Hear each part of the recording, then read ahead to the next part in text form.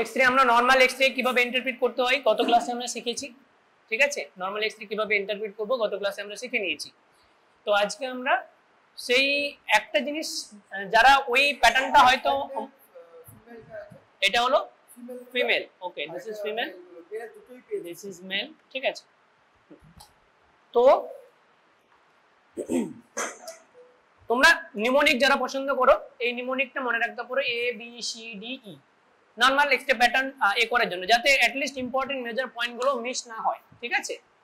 এ হলো airway, trachea এবং তার সাথে সাথে কোনো এখানে ক্যারাইনার অ্যাঙ্গেলের কোনো সমস্যা আছে কিনা, যে বাইফার্কেট করছে সেই বাইফার্কেশনে কোনো অসুবিধা হচ্ছে কিনা, স্প্লেইং আছে কিনা, সেগুলো আমরা এ দিয়ে দেখে নেব।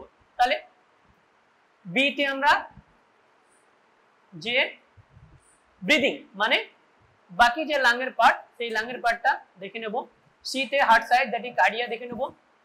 ডি তে কোনো ডিফর্মিটি বা ফ্র্যাকচার আছে কিনা দেখে নেব। ই হলো আদার্স, আদার্স মানে বাদ বাকি যেগুলো এয়ার আন্ডার ডায়াফ্রাম বা বোন স্ট্রাকচার, কস্টোফ্রেনিক অ্যাঙ্গেল, কার্ডিওফ্রেনিক অ্যাঙ্গেল, এইগুলো, ঠিক আছে? এটা একটা করতে পারো মোটা মোটা just to get pass, but better যেটা আমি গতদিনকে শিখিয়েছিলাম from above to downwards and from medial to lateral, এভাবে আমরা আস্তে আস্তে এক্সপ্লেন করতে করতে যাব। আজকে আমাদের ফোকাস থাকবে যে ডিসকাশনটা মেইনলি লাং প্যাথোলজি, কারণ রিফ্র্যাকচার হ্যানাতন এগুলো আমরা ডিসকাশন করব না, লাং প্যাথোলজি ডিসকাশন করব। আর কিছু অ্যাডাল্ট কার্ডিয়াক কন্ডিশনস আমরা ডিসকাস করব, সেগুলোতে কিরকম চেস্ট এক্স-রে ফিচার্স পাওয়া যায়। তো প্রথমেই আমরা চলে আসছি যেটা সবথেকে কমনলি আমরা পাই এবং মোস্ট ডিস্টিংগুইশিং ফিচার্স থাকে, সেটা হলো কি এটা। কেউ বলতে পারবে কি হয়েছে এখানে পেশেন্টের?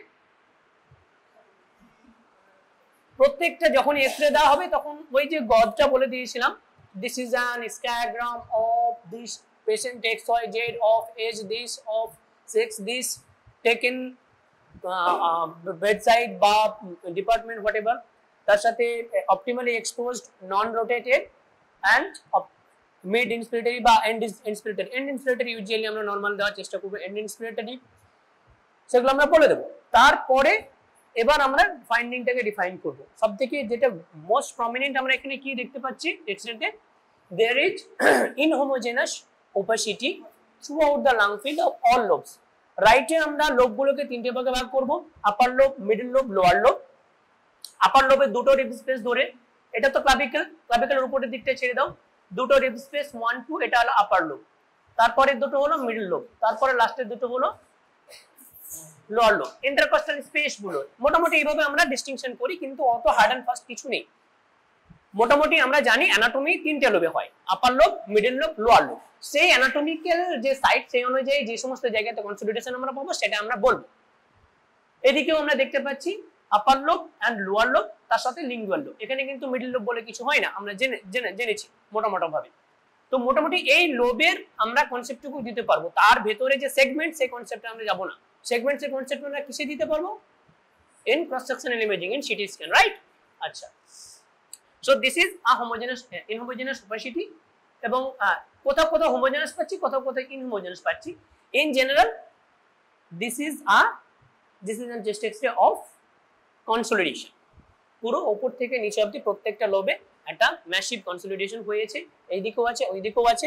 আমার কাছে খুব ভালো একটা এক্স-রে ফরচুনেটলি আমরা পেয়েছি, সেটা আমরা লাস্টে সব ক্লাসের লাস্টে আমরা সেগুলো ফটাফট ডায়াগনোসিস করে বেরিয়ে যাবো, ঠিক আছে? আচ্ছা, এখানে কি দেখছি বলো, সেই গদটা আমরা বলে দেব। এবং এখানে একটা হোমোজেনাস অপাসিটি দেখতে পাচ্ছি মিডল লোবে, তাই তো? Middle lobe, right? Middle lobe, তাই তো? তাহলে this is not middle, actually middle আরো নিচে হবে। দিস ইজ আপার লোব, এটা তো সুপিরিয়র বর্ডার, এটা আপার লোবেরই পার্ট বলতে পারো, ঠিক আছে? তাহলে একটা আপার লোবে কনসলিডেশন আমরা পাচ্ছি, ঠিক আছে? তারপরে এখানে দেখো এটা কি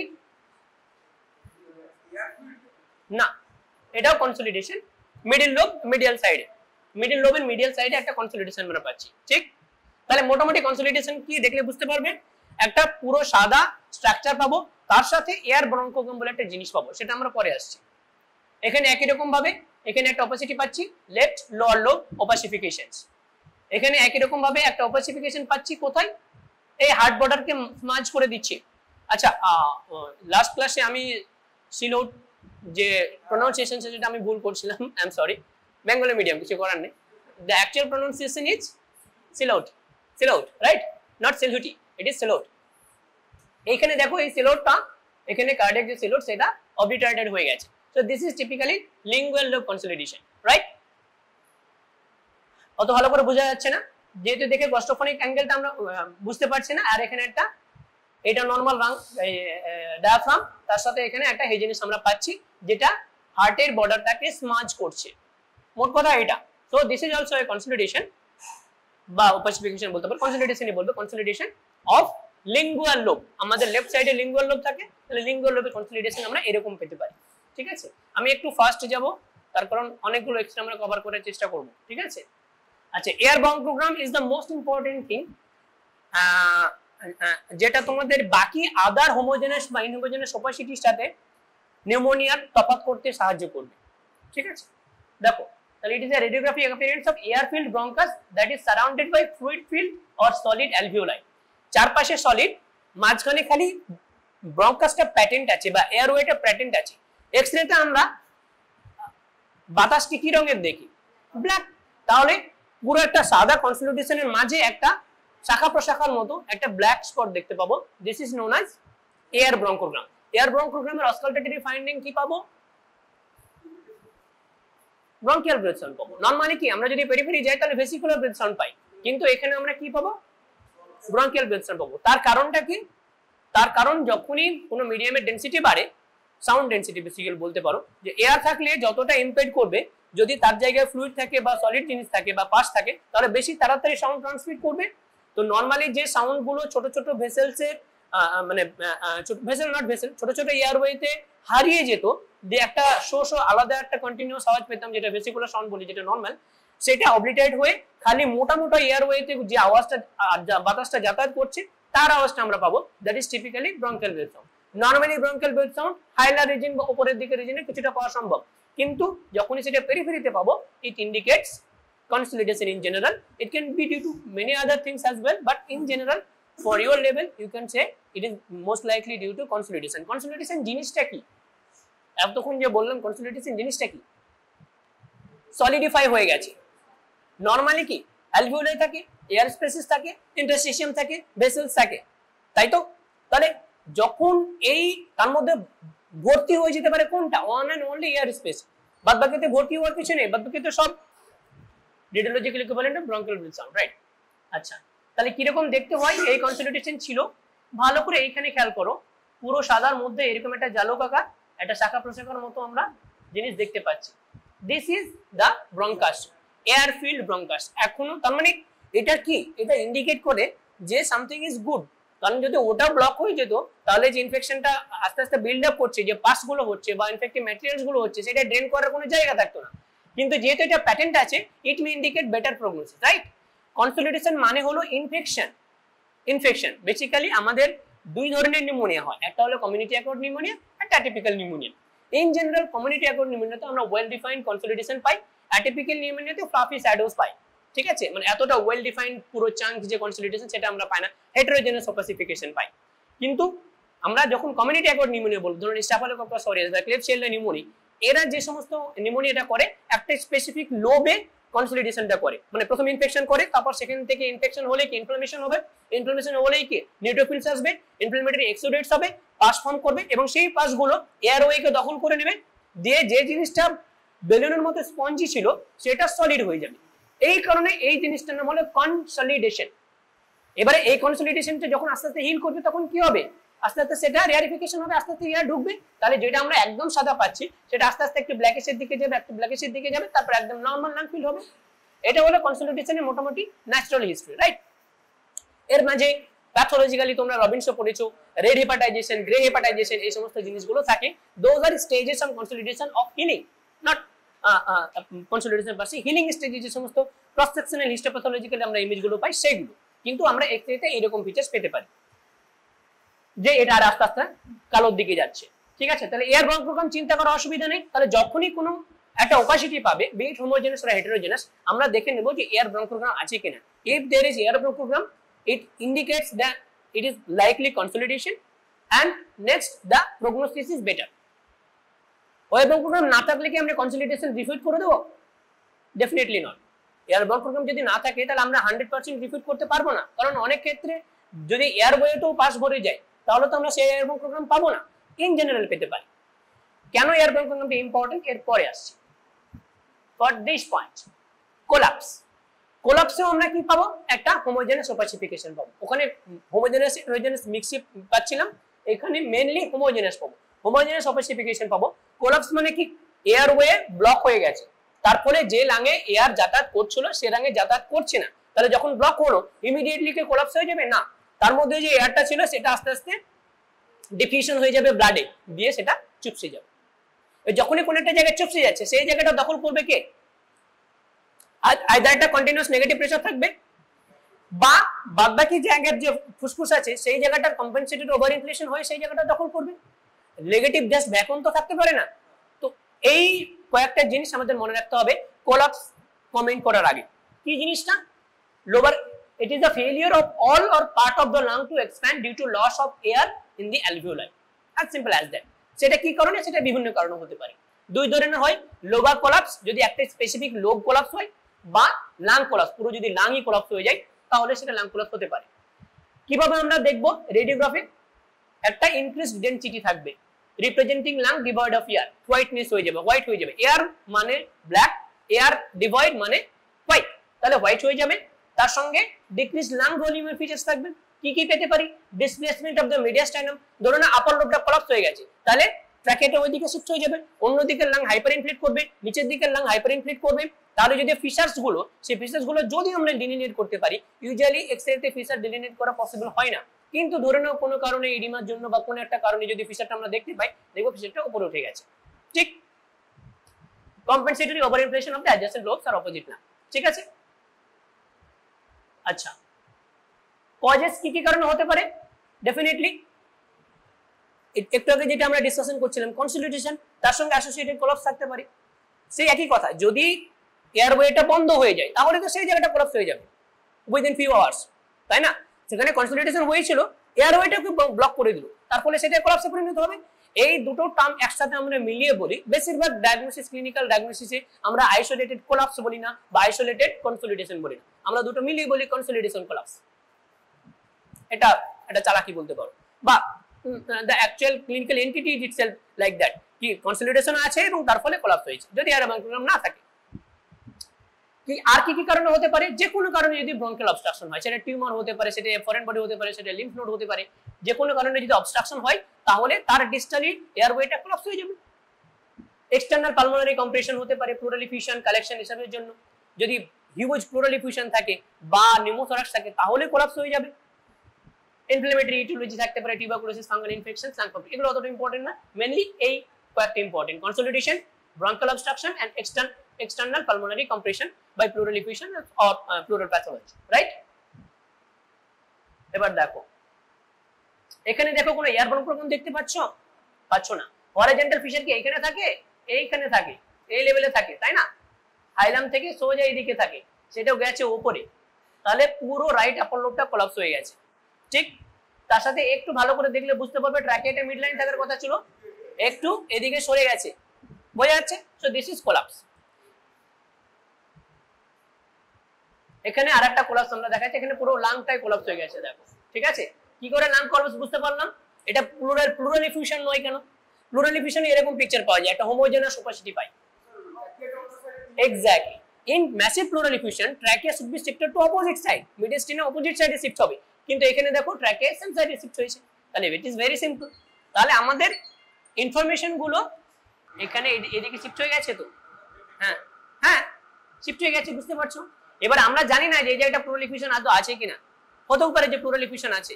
এই নিচের ব্যাপারে আমরা কমেন্ট করতে পারছি না, কারণ নিচে তো মিডিয়াস্টাইনাম সিট দেখতে পাচ্ছি না, কিন্তু উপরের এইটুকুতে আমরা কনফার্ম করতে পারছি যে definitely there will be some collapse, some sort of collapse is there must be, right? আচ্ছা, এরপরে মাস লেশন দেখবো। মাস লেশন খুবই ইম্পর্টেন্ট, তার কারণ প্রগনোসিস খারাপ। সেই কারণে যদি কোনো আমরা এক্সরেতে মাস পাই, কোনো যদি সাসপেশন লেশন পাই, সঙ্গে সঙ্গে পেশেন্টকে আমরা সিটি স্ক্যান করতে দেবো। কোন সিটি স্ক্যান করতে দেবো? নন কন্ট্রাস্ট না কন্ট্রাস্ট?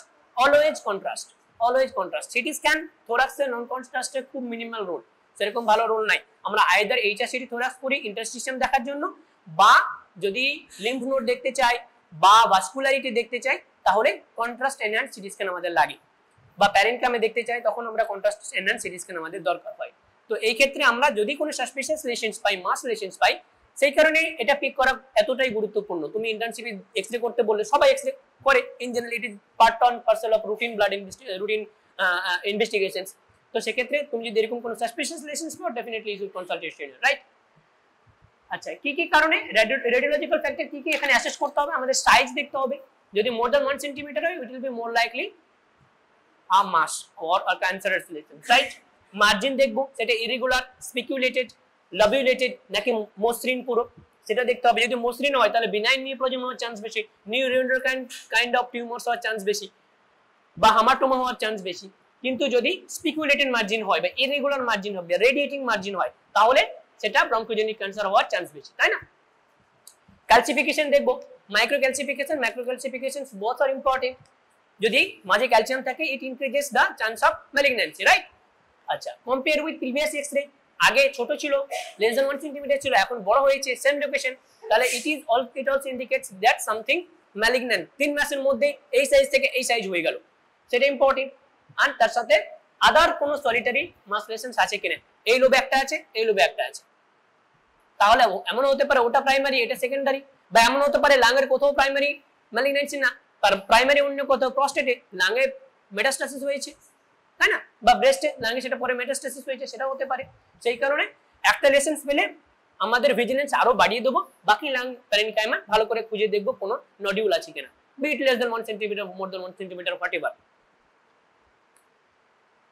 নিউপ্লাজম কি কি হতে পারে? প্রাইমারি, আচ্ছা, ডিফারেন্সিয়াল ডায়াগনোসিস একটা হলো নিউপ্লাজম ক্যান্সার হতে পারে যদি সলিটারি পাই, বিনাইন মাস লেশনস হতে পারে, হেমাটোমাস, নিউরোফাইব্রোমাস যেগুলো বলছিলাম, ইনফেকশন। টিবিতে আর্লি স্টেজে, টিবিতে ইউজুয়ালি আমরা আমাদের কাছে পেশেন্ট যে স্টেজে আসে তার ফিভারের হিস্ট্রি থাকে 3 মাস, 2 মাস, 2.5 মাস, সামথিং লাইক দ্যাট। তো সেক্ষেত্রে আমরা প্রাইমারি টিউবারকুলোসিসের যে পেশেন্টগুলো সেগুলো পাই না। প্রাইমারি টিউবারকুলোসিসের প্রথমেই তো ক্যাভিটি হয় না, তাহলে প্রথমে একটা ইনফ্লামেশন হবে, একটা নডুল ফর্ম হবে, তারপর নডুলটা আরো বেশি ইনফেক্টেড হবে, তারপরে নেক্রোসিস হবে, তারপরে ক্যাভিটি হবে। তো ইট ইজ জাস্ট সিকুয়েলি, রাইট? তো একদম আর্লি স্টেজে যদি কোনো টিবি পেশেন্ট প্রেজেন্ট করে তাহলে এরকম সলিটারি আমরা মাস লেশনস টাইপের চেস্ট হিস্ট্রিতে পেতে পারি, ঠিক আছে? দেখো, দেখতে পাচ্ছ একটা হিউজ লেশন, একটা অনেক বড় লেশন আছে, তার সাথে ক্যালসিফিকেশন হয়তো কিছু দেখতে পাচ্ছ, হ্যাঁ, এটা ইরেগুলার ক্যালসিফিকেশনস আছে, মার্জিন মোটামুটি উপরের দিকে স্মুথ হলেও নিচের দিকে কিছুটা অ্যাবনরমাল মনে হচ্ছে। এটা মোটামুটি স্মুথ মার্জিন বলা, কিন্তু এই জায়গাটা একটু সাসপিশিয়াস। তাহলে in general we can say it as lobular mass দেখতে পাও, তাহলে তোমরা ডেফিনেটলি বলতে পারো যে দিস মাইট বি আ নিউপ্লাজম, এই সব পালমোনারি নিউপ্লাজম। এইটা কি কি বলতে পারবে? হ্যাঁ, বলো বলো। না, আমরা আসছি পরে। এখানে দেখো এরকম মাল্টিপল পাথি কটনুল ওপাসিটিস পাচ্ছি, কটনুল ওপাসিটিস পাচ্ছি। কিসে পাই এটা? এটা প্রাইমারি লাং ক্যান্সারে পাই না সেকেন্ডারি মেটাস্টাসিসে পাই? যখন দেখো লাংয়ের যে এপিথেলিয়াম সেটা কি অনেক বড়, একটা hugely vascular as well as এরেটেড organ, এবং তার সারফেস এরিয়া অনেক বেশি। তো যে কোনো ক্ষেত্রে যে কোনো জায়গাতে যাই ম্যালিগন্যান্সি হোক, লাংয়ে ডিসেমিনেট করা বা মেটাস্টাসাইজ করার চান্স অনেক বেশি। প্রস্টেটের আনইউজুয়ালি কম, কিন্তু বাদবাকি বেশিরভাগ ক্যান্সার, বিশেষ করে ছেলেদের বা মেয়েদের, লাংয়ে মেটাস্টাসাইজ করার একটা প্রপেনসিটি থাকে। তো সেই লাং মেটাস্টাসিস যদি মাল্টিপল হয়, পুরো জাস্ট স্প্রে হয়ে গেছে, এতটাই মানে সেলস গুলো, ক্যান্সারের সেলের একটা বৈশিষ্ট্য থাকে কি, ডিসইনহিবিশন থাকে, তার সাথে স্টিকি থাকে না সেলগুলো, নিজের সেলের সাথে নিজের সেল জোড়া থাকে না, তারা ছড়িয়ে যেতে থাকে, সেই একটা ক্যারেক্টারই তো মেটাস্টাসিস হয় তার জন্য। তো এই অ্যাডিশন, হ্যাঁ, লস অফ অ্যাডিশন। তো এই কারণে পুরো লাং প্যারেনকাইমাতে ডান দিক বাম দিক দুদিকেই আমাদের এখানে একটা খুব ভালো কটনুলের ইয়ে ছিল, আমি জানি না সেটা কেউ নিয়ে রেখেছি কিনা, দেখি এখানে আছে হয়তো। তো টিপিক্যাল কটনুল মেটাস্টাসিস আমরা পেতে পারি, sorry cannon ball metastasis, not cotton wool, I am sorry, cannon ball metastasis, typical cannon ball metastasis আমরা পেতে পারি। ক্যানন বল, নট কটনুল, আমি ভুল বলছি, কটনুল স্পট চোখে পাওয়া যায়, ক্যানন বল, ঠিক আছে? ক্যানন বল মেটাস্টাসিস আমরা পেতে পারি। This is also mass lesion but multiple, ঠিক আছে? আচ্ছা, এরপরে আমরা আসছি ক্যাভিটি রিলেশনস। ক্যাভিটি যে কোনো কারণে হতে পারে। ক্যাভিটি মানে কি? টিস্যু ডিস্ট্রাকশন হয়েছে। টিস্যু ডিস্ট্রাকশন যে কোনো কারণে হতে পারে, be it tuberculosis, be it other infections like staphylococcus aureus or klebsiella pneumoniae, be it aspergillosis, be it cancer.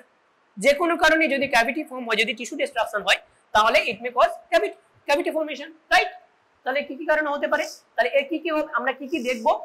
একটা হোল আছে যেটা পুরো ব্ল্যাক, তার চারপাশে একটা রিম পাবো, সেটা থিন হতে পারে, থিক হতে পারে, হিউজলি থিক হতে পারে, এবং তার লুমেনটা দেখবো এবং তার কন্টেন্ট দেখবো ভেতরে কি আছে। লুমেনে আমরা অনেক সময় বল পাই, ফাঙ্গাল বল যেটা বলে অ্যাসপারজিলোসিসে হয়, বা হয়তো এমনি হেমারেজিক ম্যাটেরিয়াল থাকতে পারে, বা হয়তো একটা হেটেরোজেনাস ফোকাস থাকতে পারে যেটা হয়তো মাসের মতোই, বা একটা এয়ার ফ্লুইড লেভেল থাকতে পারে। এই সমস্ত জিনিসগুলো চেক করবো। কি কি কারণে ক্যাভিটেশন হতে পারে? we have already said অ্যাবসেসের জন্য হতে পারে, নিওপ্লাজমের জন্য হতে পারে, ক্যাভিটেশন অ্যারাউন্ড আর নিউমোনিয়া হতে পারে, ফাইব্রোসিস হতে পারে, রিউমাটয়েড নডিউলও রেয়ারলি ক্যাভিটেট করতে পারে। এগুলো মনে রাখার দরকার নেই, মেইনলি এই প্রথম 3-4টা মনে রাখলেই হবে, ঠিক আছে? তাহলে কি কি রেডিওলজিক্যাল আমরা কি পাবো? একটা সেন্টার লেশনস পাবো যেটা ডার্কার, আর পেরিফেরিতে কোনো ব্লাড ভেসেলস পাবো না, আর তার সাথে ফ্লুইড এয়ার ফ্লুইড লেভেল থাকতে পারে। এটা যে সবসময় থাকবে তার কোনো মানে নাই। যদি কোনো ফ্লুইড না থাকে তাহলে তো এয়ার ফ্লুইড লেভেল পাবো না, বা যদি ফ্লুইডটা ওয়ালে লেগে থাকে তাহলে তো আমরা এয়ার ফ্লুইড লেভেল নাও পেতে পারি। তো সেক্ষেত্রে এটা সবসময় যে পাবো তার কোনো গ্যারেন্টি নেই, কিন্তু পাওয়া যেতে পারে কখনো সময়।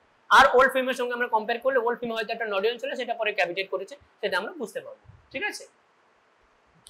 এখানে একটা ইম্পর্টেন্ট বলা হয়েছে, যদি কোনো ক্যাভিটারি লেশনস আমরা পাই এবং তার ওয়াল থিকনেস যদি দেখি 5 মিলিমিটারের বেশি, মানে যথেষ্ট থিক ওয়াল, 1/2 সেন্টিমিটারের বেশি, তাহলে আমরা অ্যাজিউম করতে পারি it might be a case of malignancy, right? Neoplasia. এখানে দেখো ক্যাভিটি আছে, এই জায়গার ওয়ালটা একটু মোটা, এটা রিঅ্যাক্টিভ হতে পারে, বাট একটা ম্যালিগন্যান্সি আমাদের রুল আউট করতে হবে এই পেশেন্টের ক্ষেত্রে। রুল আউট কি দিয়ে করব? সিটি, কন্ট্রাস্টেন্ট সিটি দিয়ে রুল আউট করব, ঠিক আছে? দেখো চেস্ট এক্সরে এখন আমাদের যুগে, আমাদের জমানাতে এটা হলো একটা screening investigation.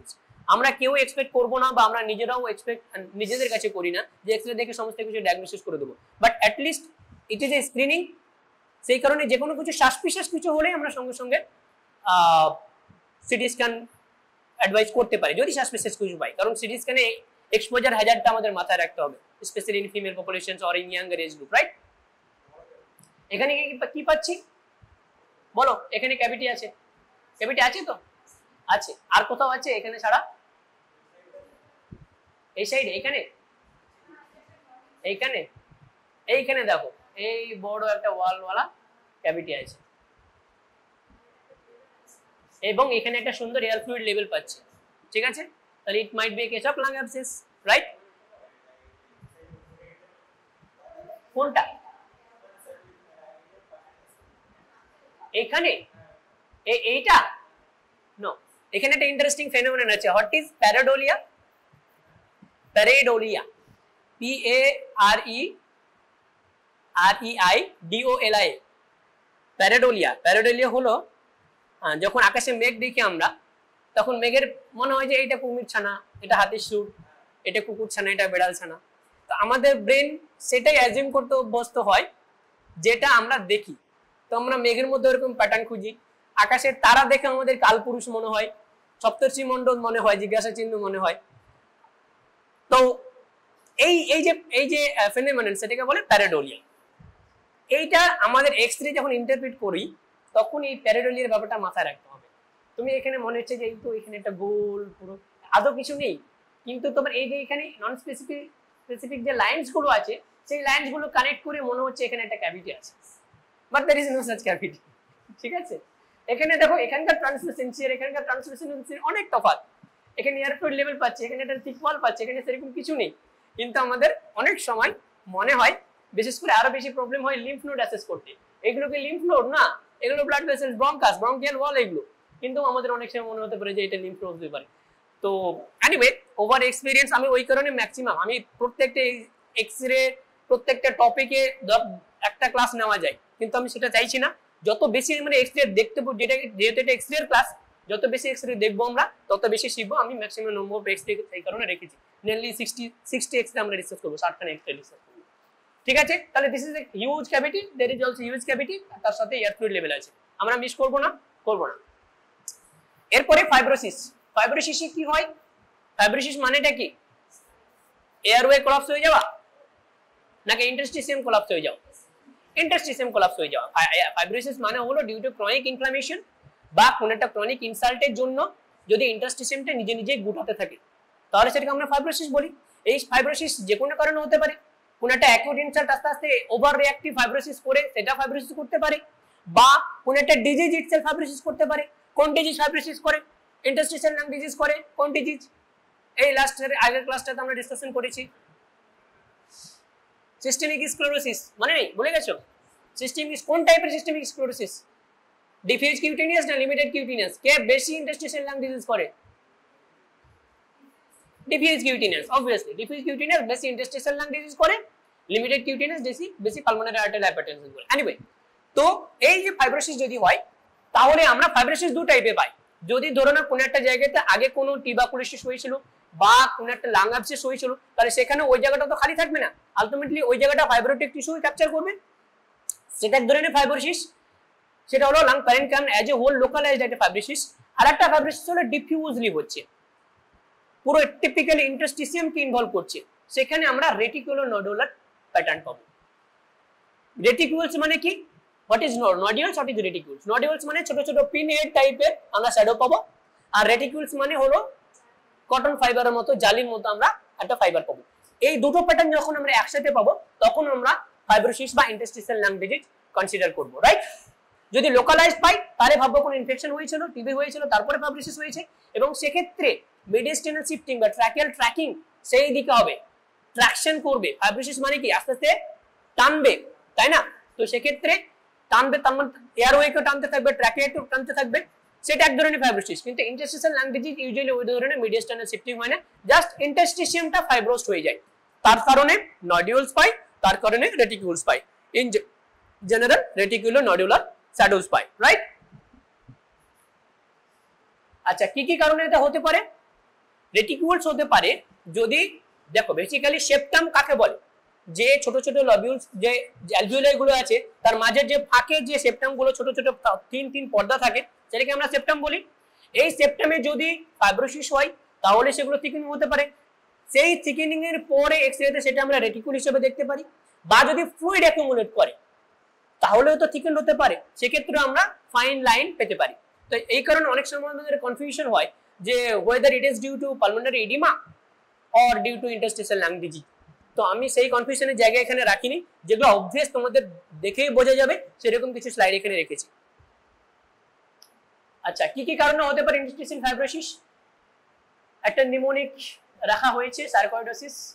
সার্কয়েডোসিস definitely it can cause, কিন্তু নিউমোনিকটাই হলো সার্কয়েড। কি? Systemic sclerosis, asbestosis, rheumatoid arthritis, connective tissue diseases other like SLE, occupational like pneumoconiasis, hypersensitivity pneumonitis এর পরের স্টেজ, ইডিওপ্যাথিক পালমোনারি ফাইব্রোসিস বা usual interstitial pneumonia UIP pattern যেটা আমরা বলি, সেটা টিপিক্যাল আইএলডি যেটা বলছি আর তার সাথে কিছু ড্রাগস, সেই ড্রাগস গুলো এমসিকিউ তে খুব দেয়, মেথোট্রেক্সেট, অ্যামিউডারোন, সাইক্লোফসফামাইড এটসেট্রা, তার সঙ্গে কিছু কেমিক্যালস। ব্রঙ্কিয়াইটিস সেটা সেকেন্ডারিলি ফাইব্রোসিস করতে পারে, এটা একটা ক্রনিক লাং ডিজিজ। তোমাদের রেসপিরেটরি সিস্টেম পুরো হয়ে গেছে? আসবে পরের সেমিস্টারে হবে, ঠিক আছে? টিউবারকুলোসিসে ফাইব্রোসিস হতে পারে লোকালাইজড, যেটা বলছিলাম। রেডিওথেরাপি ইনডিউসড ফাইব্রোসিস হতে পারে, এটা ইট is not so uncommon post radiotherapy, সেটা আমাদের মাথায় রাখতে হবে। কোন পেশেন্টের ব্রেস্ট ক্যান্সার হয়েছে, তারপর আমরা রেডিওথেরাপি দিয়েছি, তারপরে সেকেন্ডারি লাং ফাইব্রোসিস হয়েছে, সেটা হতে পারে। আচ্ছা, নাও রেডিওলজিক্যাল ফিচার কি পাবো? রেটিকুলো নডুলার শ্যাডোতে রেটিকুলার শ্যাডোইং পাবো, নডুলার শ্যাডোইং পাবো, এজ সিম্পল অ্যাজ দ্যাট। নডুলগুলো একটু ছোট ছোট হবে, 1 to 5 মিলিমিটার, এর থেকে বেশি হবে না, কারণ 5 মিলিমিটারের বেশি হলে সেটা আমরা তখন অন্য কিছু ভাববো, তাই না? তখন আমরা মেটাস্টেসিস ভাববো, তাই না? ক্যানন বল মেটাস্টেসিস ভাববো, বিশেষত যদি 1 সেন্টিমিটারের বেশি হয়, 5 to 1 সেন্টিমিটার সেটা একটা border line. Usually 1 to 5 millimetre হয় নডুলস গুলো, আর তার সাথে তার মাঝে মাঝে ইন্টারস্পেসড রেটিকুলস থাকে, রাইট? এখানে একটু আমরা কম্পারিজনটা করব। দিস ইজ পালমোনারি এডিমা, ঠিক আছে? This is due to pulmonary oedema, sorry consolidation, this is due to consolidation. তার সাথে যেটা একদম প্রথম পেজটা যেতে দেখলে ওখানে আমরা এটাই ক্রপ করেছি, this is consolidation, this is normal lung. এটার সাথে এটা কম্পেয়ার করে, এটার সাথে এটা কম্পেয়ার করে, এখানে দেখো অনেক বেশি কোর্স, এটা এয়ারওয়েটা বেশি প্রমিনেন্ট, এখানে এয়ারওয়েটা বেশি দেখা যাচ্ছে, এখানে এয়ারওয়ে কম দেখা যাচ্ছে, ইন্টারস্টিশিয়ামের ফ্লুইড বেশি দেখা যাচ্ছে। কনসলিডেশনে দেখো এয়ারওয়ে কম দেখা যাচ্ছে, বেশি মানে কম কালো বেশি সাদা, তাহলে দিস ইজ কনসলিডেশন। এখানে বেশি কালো কম সাদা এবং সেই সাদাটা একটা টিপিক্যাল রেটিকুলার নডুলার প্যাটার্ন, জালকের মতো। দেখো এই জায়গাটা দেখো, এই জায়গাটা দেখো, পুরোটা জালক, বুঝতে পারছো? তাহলে this is typical reticular nodular pattern. তাহলে এরকম যদি কোনো এক্সরে দেখো তাহলে আমরা কি করতে দেবো পরবর্তী ইনভেস্টিগেশনস? না, যখন আমরা ইন্টারস্টিশিয়াম দেখি তখন আমরা আইডিয়ালি এইচআরসিটি দিই, এইচআরসিটি হাই রেজলিউশন সিটি স্ক্যান, তখন কন্ট্রাস্ট দেওয়া দরকার পড়ে না, ঠিক আছে, যখন আমরা ইন্টারস্টিশিয়াম দেখতে চাইছি। তো এই সমস্ত পেশেন্টের ক্ষেত্রে আমরা নেক্সট লাইন অফ ইনভেস্টিগেশনসে আমরা সিটি স্ক্যান করব। সেই সিটি স্ক্যানে আমরা কি টাইপসের আলাদা এইচআরসিটি থরাক্স করব, সেক্ষেত্রে ইউআইপি প্যাটার্ন হচ্ছে বা এনএসআইপি প্যাটার্ন হচ্ছে বা আদার্স কিছু প্যাটার্নস আসছে, সার্কোডিসিস আসছে, সেগুলো মোটামুটি আমাদের কাছে ক্লিয়ার হবে।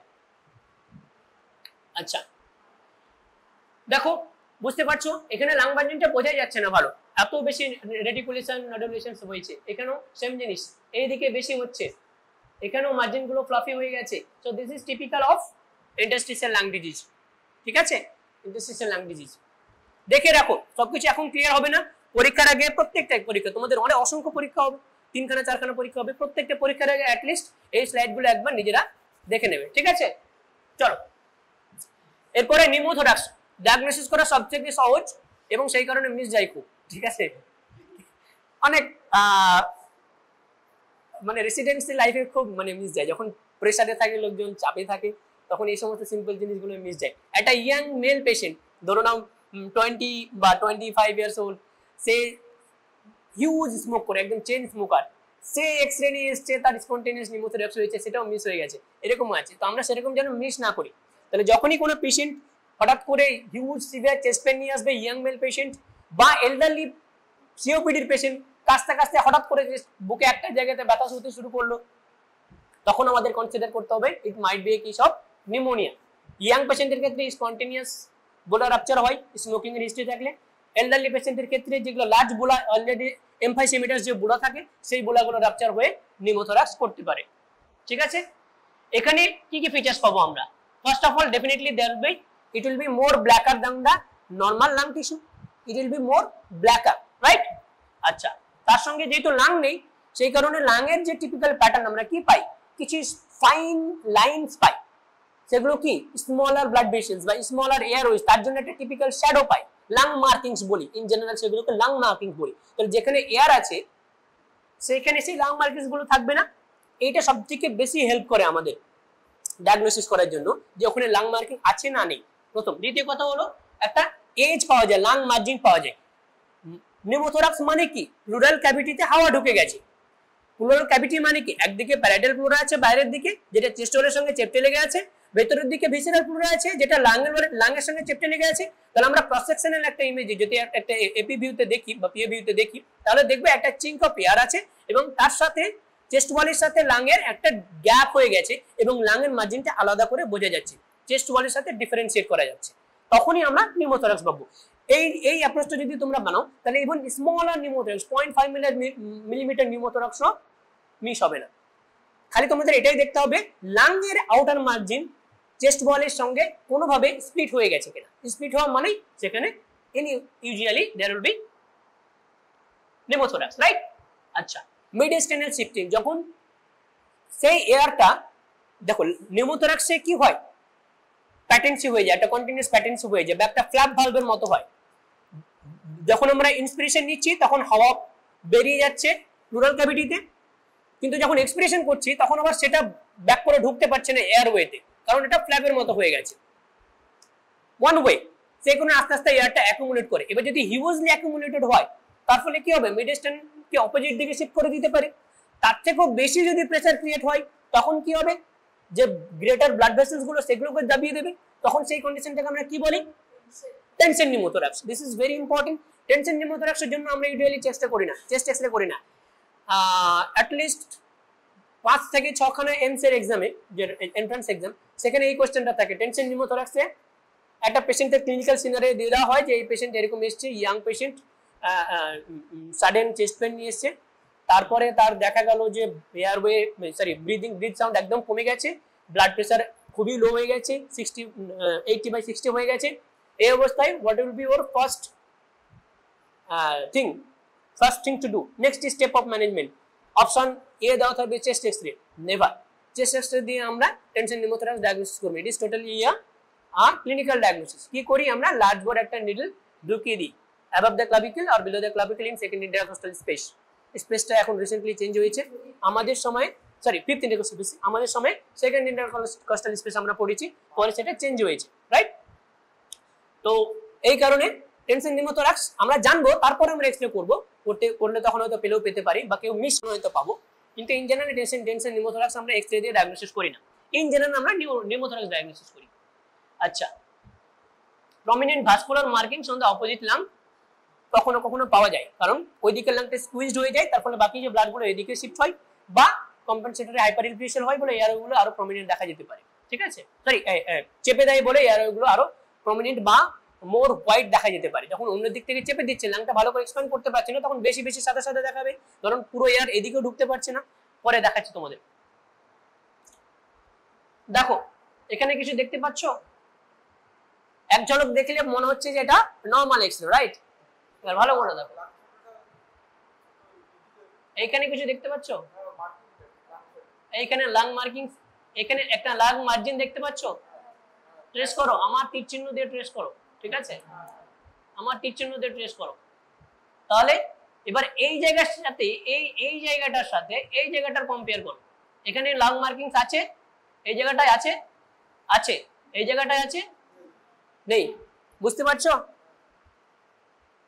এটার যদি ব্রাইটনেসটা একটু কমানো যায় তাহলে আরো ভালো বোঝা যাবে। এই কারণে সবথেকে বেশি মিস হয়, বুঝতে পারছো কতটা কাছাকাছি? তো আমরা এটা যদি এমনি ইন অর্ডিনারি দেখি, তাড়াহুড়োর মধ্যে দেখি, তাহলে এই নিউমোথোরাক্স মিস হয়ে যেতে পারে, কিন্তু আমরা মিস করব না। এখানে আমরা দেখছি লাং মার্জিন স্প্লিট হয়ে গেছে এবং তার সঙ্গে এখানে কোনো আমরা পাচ্ছি না, এয়ার ব্রঙ্কোগ্রাম লাং মার্কিংস পাচ্ছি না, আর স্পষ্ট একটা মার্জিন পাচ্ছি, কোলাপস লাং দেখতে পাচ্ছি, নট কোলাপস, ডিসপ্লেসড লাং বলতে পারি, এটা আমরা কোলাপস লাং বলবো না, ডিসপ্লেসড লাং আমরা দেখতে পাচ্ছি। তো this is a case of pneumothorax. আচ্ছা, এটা কোথায় বলো, এখানে দেখতে পাচ্ছ, এত দূর অবধি আমরা লাং মার্কিংস পাচ্ছি, এর উপরে কিন্তু লাং মার্কিংস দেখতে পাচ্ছি না, তাহলে এই জায়গাতে নিউমোথোরাক্স হয়েছে, লাংটাকে চেপে দিয়েছে, বোঝা যাচ্ছে? লাং মার্জিনটা টেস্ট করবে, এখানে দেখো এই মার্জিনটা এই বরাবর আছে, উপরের দিকে নেই, এই পার্টটা পুরো লাং মার্কিংস বর্জিত, তাহলে this is a case of again a case of pneumothorax, right? এই লাংটা বেশি সাদা মনে হচ্ছে, যাই হোক, হ্যাঁ ব্রেস্ট শ্যাডো আছে, তো ফিমেল হবে অবভিয়াসলি।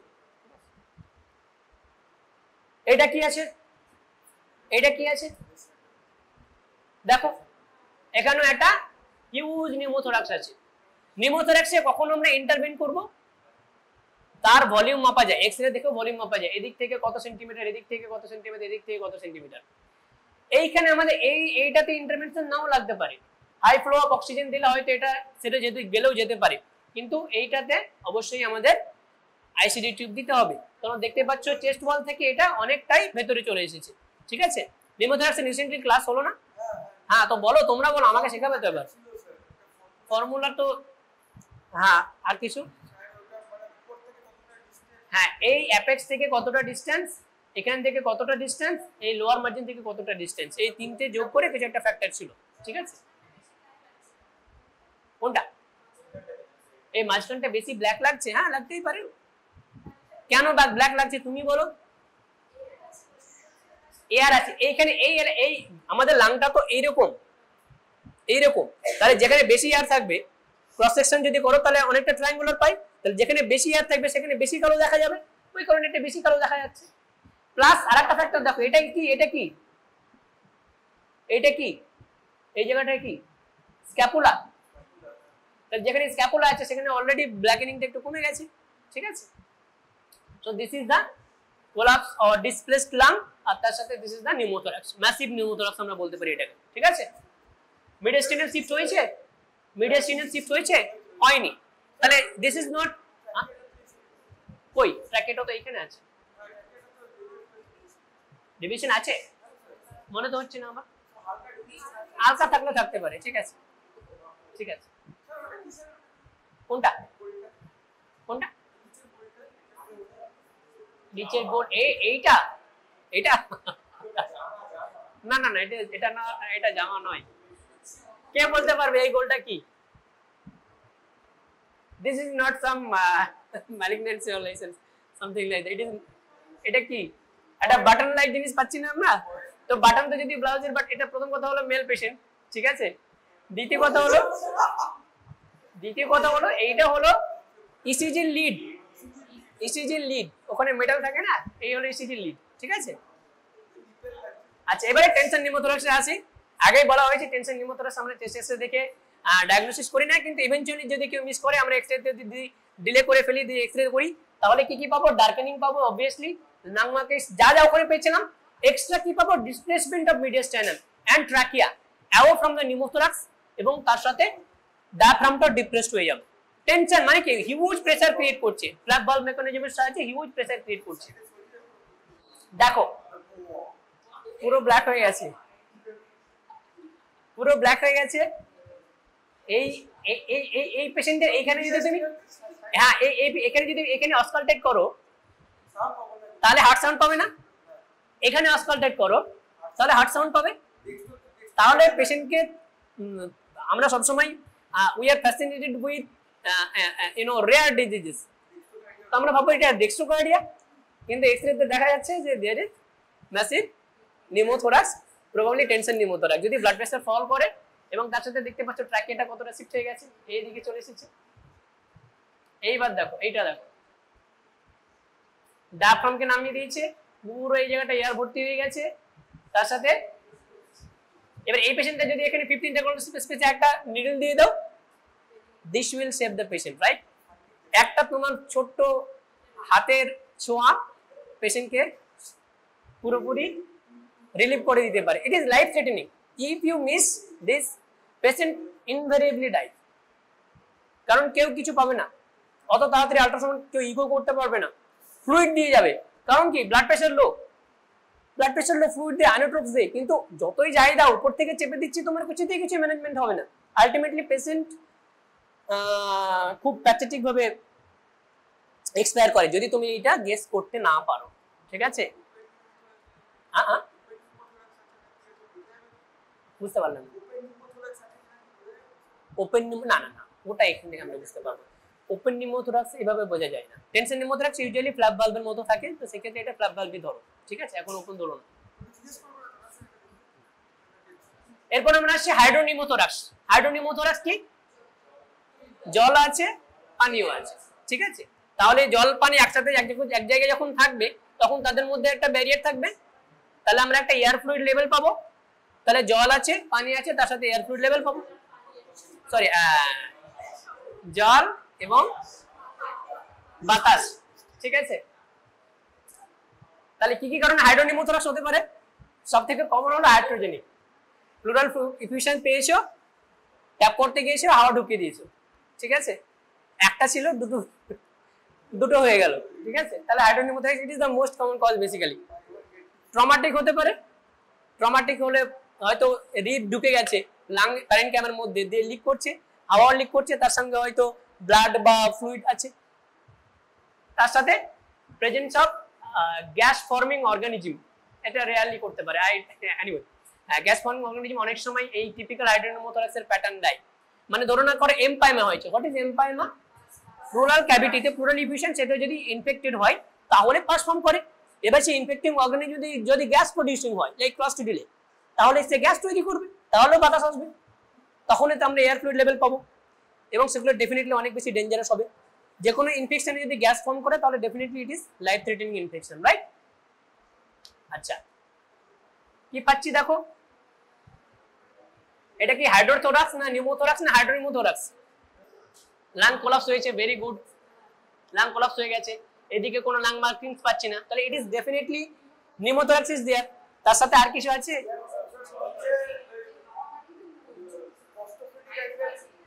এইটা খেয়াল করো, এটা কি? আর অন্য কোনো প্যাথোলজি নাই যেখানে এরকম হবে, তাই তো। এখানকার লাং পুরোটা দেখো এতটা এসছে, তাহলে এখানে ডেফিনেটলি প্লুরাল ইফিউশন আছে, তার সাথে এয়ার ফ্লুইড লেভেল পাচ্ছি, তার সাথে একটা এয়ার পাচ্ছি, তাহলে ইট ইজ ডেফিনেটলি কই এটা ডায়াফ্রাম নাকি? এটা লিভার। লিভার বলে একটা অর্গান থাকে আমাদের ওখানে, যেটা ডায়াফ্রামের ভাঁজে ঢুকে থাকে এইভাবে। এই হলো ডায়াফ্রাম এইরকম, আর তার পাশে এখানে একটা লিভার থাকে, এইটা হলো লিভার। এবারে জলটা লিভারের এই সাইডে আছে, অতটা ফ্লুইড এখনো জমা হয়নি। আরে ট্যাপ করে বের করে দিয়েছো তো, হাওয়া ঢুকিয়েছো, দ্যাট ইজ ফাইন, কিন্তু ট্যাপ করে জল তো আমরা বের করে দিয়েছি, সেই কারণে এয়ার ফ্লুইড লেভেল আছে, খুব মিনিমাল প্লুরাল ইফিউশন আছে। আমরা খুব খুশি হয়ে এক্সরে করলাম, ভাবলাম যে পুরো প্লুরাল ইফিউশন চলে যাবে, লাংটা পুরো এক্সপ্যান্ড করে যাবে। ও বাবা, দেখি আরো হাওয়া ঢুকে ফেলেছি এবং লাংটা আরো কোলাপস হয়ে গেছে। So this is typical case of iatrogenic hydropneumothorax. হ্যাঁ বলতে পারো, দিস ইজ আইসিডি তে দেওয়া হয়েছে, তারপরে করা হয়েছে, ঠিক আছে। আচ্ছা, এরপর আমরা আসছি প্লুরাল ইফিউশন। এখান থেকে কিছু আদিম যুগের কিছু কোশ্চেন আছে এখান থেকে, ঠিক আছে, প্লুরাল ইফিউশন থেকে। সেই কারণে আমি কিছু এখানে একটু থিওরি ডিসকাশন করব। প্লুরাল ইফিউশন ট্রান্সুডেটিভ হতে পারে বা এক্সুডেটিভ হতে পারে। ট্রান্সুডেটিভ মানে কি? প্রোটিন কন্টেন্ট কম থাকবে, এলডিএইচ কম থাকবে, as simple as that। Protein content কম থাকবে, এলডিএইচ কম থাকবে। ইউজুয়ালি ট্রান্সুডেটিভ কখন হয়? যখন কোনো কারণে ভলিউম ওভারলোড হয়, জল বেশি হয়ে গেছে আমাদের শরীরে, বা হার্ট ফেল করছে, পুরো জলটা সার্কুলেট করতে পারছে না, ফলে সেই জলটা হার্ট স্পেসে অ্যাকুমুলেট করছে। মোট কথা এটা হয়, তাহলে ইট ইজ ট্রান্সুডেটিভ। কি কি কারণে হতে পারে? সিকেটের জন্য হতে পারে, বা হার্ট ফেলিয়ারের জন্য হতে পারে, হাইপোঅ্যালবুমিনেমিয়ার জন্য হতে পারে, যে কোনো কারণে ট্রান্সুডেটিভ হতে পারে। Exudative all and always due to infection, be it tuberculosis, be it something else, অন্য কোনো ইনফেকশন। সেই কারণে এক্সুডেটিভ এবং ম্যালিগন্যান্সি তো এক্সুডেটিভ হয়, কারণ সেখানে সেলস গুলো আছে, প্রচুর প্রোটিন আছে, এক্সুডেট করে। ম্যালিগন্যান্সি তো এক্সুডেটিভ হয়, ঠিক আছে। কজগুলো একটু মনে রাখবে। এটা তোমাদের যদি 100 জনের পরীক্ষা হয়, তার মধ্যে 70 জন প্লুরাল ইফিউশন পাবে তোমাদের পরীক্ষাতে, ঠিক আছে। তো সেক্ষেত্রে এইগুলো তোমাদের একদম বড় টুটস্থ রাখতে হবে। ট্রান্সুডেটিভ এর কাজ heart failure, liver failure, renal failure, protein loss, reduce protein intake, iatrogenic, whatever. Exudative এর মধ্যে আছে infection, infection, that is pulmonary emboli, malignancy, collagen vascular disease, rheumatoid. This is the very important question. এই এমসিকিউটা আমি একবার negative পেয়েছি, ঠিক আছে, যে rheumatoid arthritis can cause exudative pleural effusion, right. Rheumatoid arthritis as well as systemic lupus erythematosus, যেটা rheumatoid arthritis এর most common manifestation, pulmonary manifestation কি ছিল? প্লুরাইটিস ছিল। তাহলে সেক্ষেত্রে সেকেন্ডারি কি হবে? প্লুরাল ইফিউশন হবে। সেই প্লুরাল ইফিউশনটা এক্সুডেটিভ হবে। সবাই আমরা ভাববো হয়তো ট্রান্সুডেটিভ, কিন্তু ট্রান্সুডেটিভ নয়, এটা এক্সুডেটিভ। তারপরে আর কখনো ভুলিনি। প্যানক্রিয়াটাইটিসও লেফট সাইডের প্লুরাল ইফিউশন যেটা করে, সেটা ইউজুয়ালি এক্সুডেটিভ হয়। ট্রমা বা সার্জারি সেকেন্ডারি, ডেফিনেটলি সেটা এক্সুডেটিভ হবে। এই কোথায় চলে গেল? আচ্ছা, এরপরে এই ডায়াগনস্টিক ক্রাইটেরিয়া, এটা সবাইকে ধরে, লাইটস ক্রাইটেরিয়া, ঠিক আছে। লাইটস এর প্লুরাল ইফিউশনের উপর একটা বই আছে। লাইটস কি? এটা কি লাইট না, একটা সায়েন্টিস্টের নাম, রাইট। সেই Light's criteria for pleural effusion, এটা প্রত্যেকটা স্টুডেন্টকে আমরা জিজ্ঞেস করি। Pleural fluid protein by serum protein more than 0.5, মানে 50% এর বেশি। Pleural fluid LDH by serum LDH more than 0.6 বা 60% এর বেশি, and pleural fluid LDH more than 2/3 of the upper limit of normal serum LDH, ঠিক আছে। তাহলে লাইটস ক্রাইটেরিয়া ফুলফিল করানোর জন্য আমাদের দুটো টেস্ট করতে হবে। একটা হলো দুটো নাম, বেসিক্যালি প্লুরাল ফ্লুইডের এই প্রোটিন LDH দেখতে হবে, সেরামের প্রোটিন LDH দেখতে হবে, তারপরে আমরা লাইট ক্রাইটেরিয়া ফুলফিল করাতে পারবো, তাই না। যদি এটা হয়, এই তিনটেই হতে হবে না, যদি যে কোনো একটা হয় তাহলে সেটাকে আমরা বলবো এক্সুডেটিভ, ঠিক। আর যদি তিনটের একটাও না হয়, তখন সেটাকে আমরা বলবো ট্রান্সুডেটিভ। কোনো কারণে কি ট্রান্সুডেটিভ এক্সুডেটিভে শিফট হতে পারে? একদম ভেরি গুড। যদি সেকেন্ডারি ইনফেকশন হয় তাহলে হতে পারে, নাম্বার 1। নাম্বার টু, এটা এখানে কি আছে? জল আছে আর প্রোটিন আছে। ট্রান্সুডেটিভে কম প্রোটিন আছে, জল বেশি আছে। এক্সুডেটিভে বেশি প্রোটিন, কম জল। এবারে যদি কোনো একটা ওষুধ দিয়ে আমরা জলটা বের করে দিই, ডায়োরেটিক্স, তাহলে যদি কোনো একটা ট্রান্সুডেটিভ কজ ছিল, তারপরে আমরা ডায়োরেটিক্স দিয়েছি, তারপরে প্লুরাল ফ্লুইড অ্যাসপিরেট করতে করে তারপরে পাঠালাম, তারপরে দেখলাম লাইফ ক্রাইটেরিয়া ফুলফিল হয়ে গেছে, তাহলে it May Eliud us, right? তো এটা আমাদের মাথায় রাখতে হবে। আফটার ইউজ অফ ডায়োরেটিক্স একটা ট্রান্সিডেটিভ ফ্লুইডও এক্সিডেটিভ হিসেবে প্রেজেন্ট করতে পারি। ঠান্ডাটা সবাই বুঝতে পারছে, জলটা আমরা টেনে নিয়েছি ওখান থেকে। আচ্ছা, এটা একটা গদ, তোমরা সবাই জানো, the x-ray appearance do not change with the nature of the fluid. সেটা যে কোনো ফ্লুইড হতে পারে। যদি সেখানে ব্লাড থাকে তাহলেও যেমন দেখতে হবে, এক্সিডেড থাকলেও যেমন দেখতে হবে, ট্রান্সিডেড থাকলেও তেমনই দেখতে হবে, ঠিক আছে? বা যদি কাইল থাকে, লিম্ফ থাকে, তাহলেও একই রকম দেখতে হবে, ঠিক আছে? তো আমরা সেটা দেখে খুব একটা ফ্লুইডের ডিস্টিংশন করতে পারবো না যে whether it is hemothorax or pyothorax or hydrothorax বা প্লুরাল এফিউশন, ঠিক আছে? Classical radiological appearance of a pleural effusion জানো তোমরা সবাই, তবুও বলে দিতে হচ্ছে, বলে দিব আমরা। হোমোজেনাস ডেন্স অপাসিটি, এখানে এতক্ষণ আমরা কি পাচ্ছিলাম? কিছুটা হেটেরোজেনাস বা বেশিরভাগ হোমোজেনাস, কিছুটা হেটেরোজেনাস। এখানে পিওরলি হোমোজেনাস অপাসিটি, একটা শীট অফ অপাসিটি তোমাদের মনে হবে, দেখলে বুঝতে পারবে। Loss of costophrenic angle, this is the most important thing. Costophrenic অ্যাঙ্গেলটা লস করবে, অবস্কিউর হয়ে যাবে, কারণ সেখানে ফ্লুইড ডিপোজিট করেছে। আর কি হবে? মেনিসকাস সাইন হবে। What is meniscus sign? What is meniscus? টিউবের মধ্যে যদি জল থাকে তাহলে যে এটা পুরোপুরি হরাইজন্টাল হয় না, ডিউ টু সারফেস টেনশন কিছুটা উপরের দিকে ট্রিকল ডাউন করে। হ্যাঁ, কোয়েসিভ্যাডিসিপাস, এক্স্যাক্ট, কিছুটা উপর দিকে ট্রিকল করে। এই যে ফিচারটা, সেটা আমরা এক্স-রেতে মেনিসকা হিসেবে পাই। মানে একটা তো হোমোজেনাস অপাসিটি পাচ্ছি, তারপরে একটু পাতলা আর একটা অপাসিটি পাই।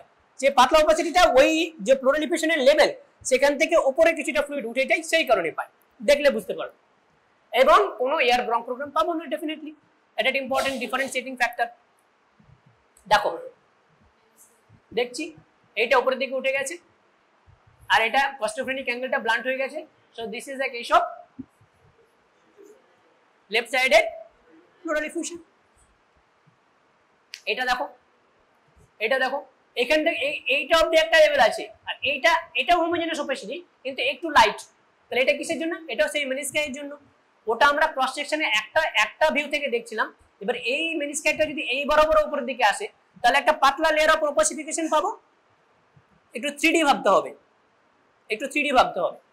এটা পুরো ফুসফুস গোল হয়ে আছে, এই ফুসফুসের প্যারাটাল প্লুরা আর ভিসারাল প্লুরার মাঝে ফ্লুইড অ্যাকুমুলেট করছে, এবং সেই ফ্লুইডটা কিছুটা উপরের দিকে চলে যাচ্ছে।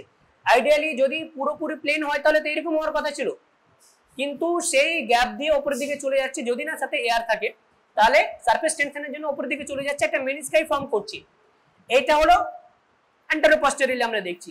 যদি এই জিনিসটাই এই সাইডে ফ্রন্টাল প্লেনে হয়, ফ্রন্টাল প্লেনে প্লুরা এবং লাংয়ের মাঝখানে যদি ফ্লুইডটা উপরের দিকে আসে, তাহলে আমরা কেমন দেখতে পাবো? তখন কি এরকম মার্জিন পাবো, এত বেশি ওপেক না, তখন একটু পাতলা ওপেক পাবো, নর্মাল লাংয়ের থেকে ডিফারেন্সিয়েট করতে পারবো, কিন্তু একটু পাতলা অপাসিটি পাবো, রিলেটিভলি মোর ট্রান্সলুসেন্ট অপাসিটি পাবো।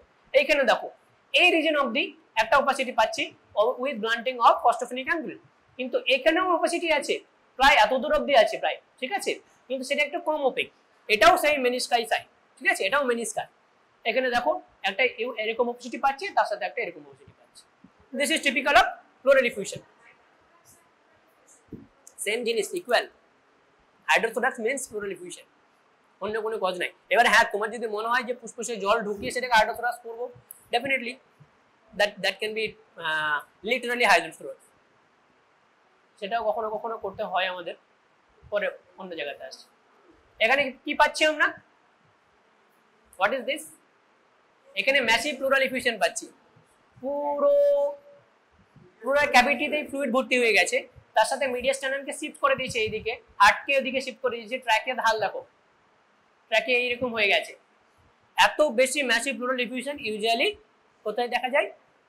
খারাপ অসুখে। খারাপ অসুখ মানে কোনটা? ক্যান্সার, ক্যান্সার, ঠিক আছে। ম্যালিগন্যান্সিতে এরকম ম্যাসিভ প্লুরাল এফিউশন পাই আমরা। এটা ব্লাড টেস্ট করবে। এরপরে কি, ধরো না তোমাকে একটা এরকম এক্সরে দেওয়া হয়েছে, তারপরে বলবে যে what is your next line of investigations, মানে তোমার পরের স্টেপ কি হবে?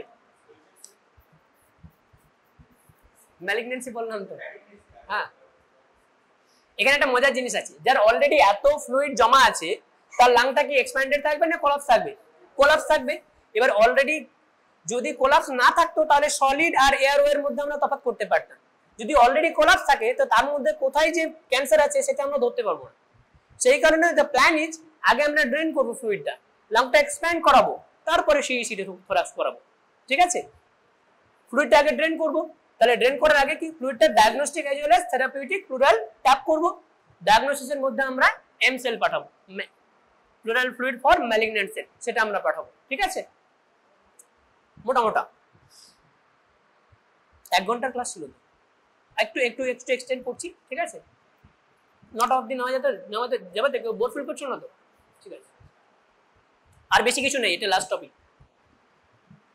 এদিকে দেখো এখানে কি আছে, এখানে এটা আরো মজার জিনিস, এটা আমাদের এখানে আইসিইউতে প্রায়ই আমরা দেখতে পাই। এরকম সামনে কি পেশেন্টটা সিক আছে, ইয়ে লাগানো আছে, ইলেকট্রোডস লাগানো আছে।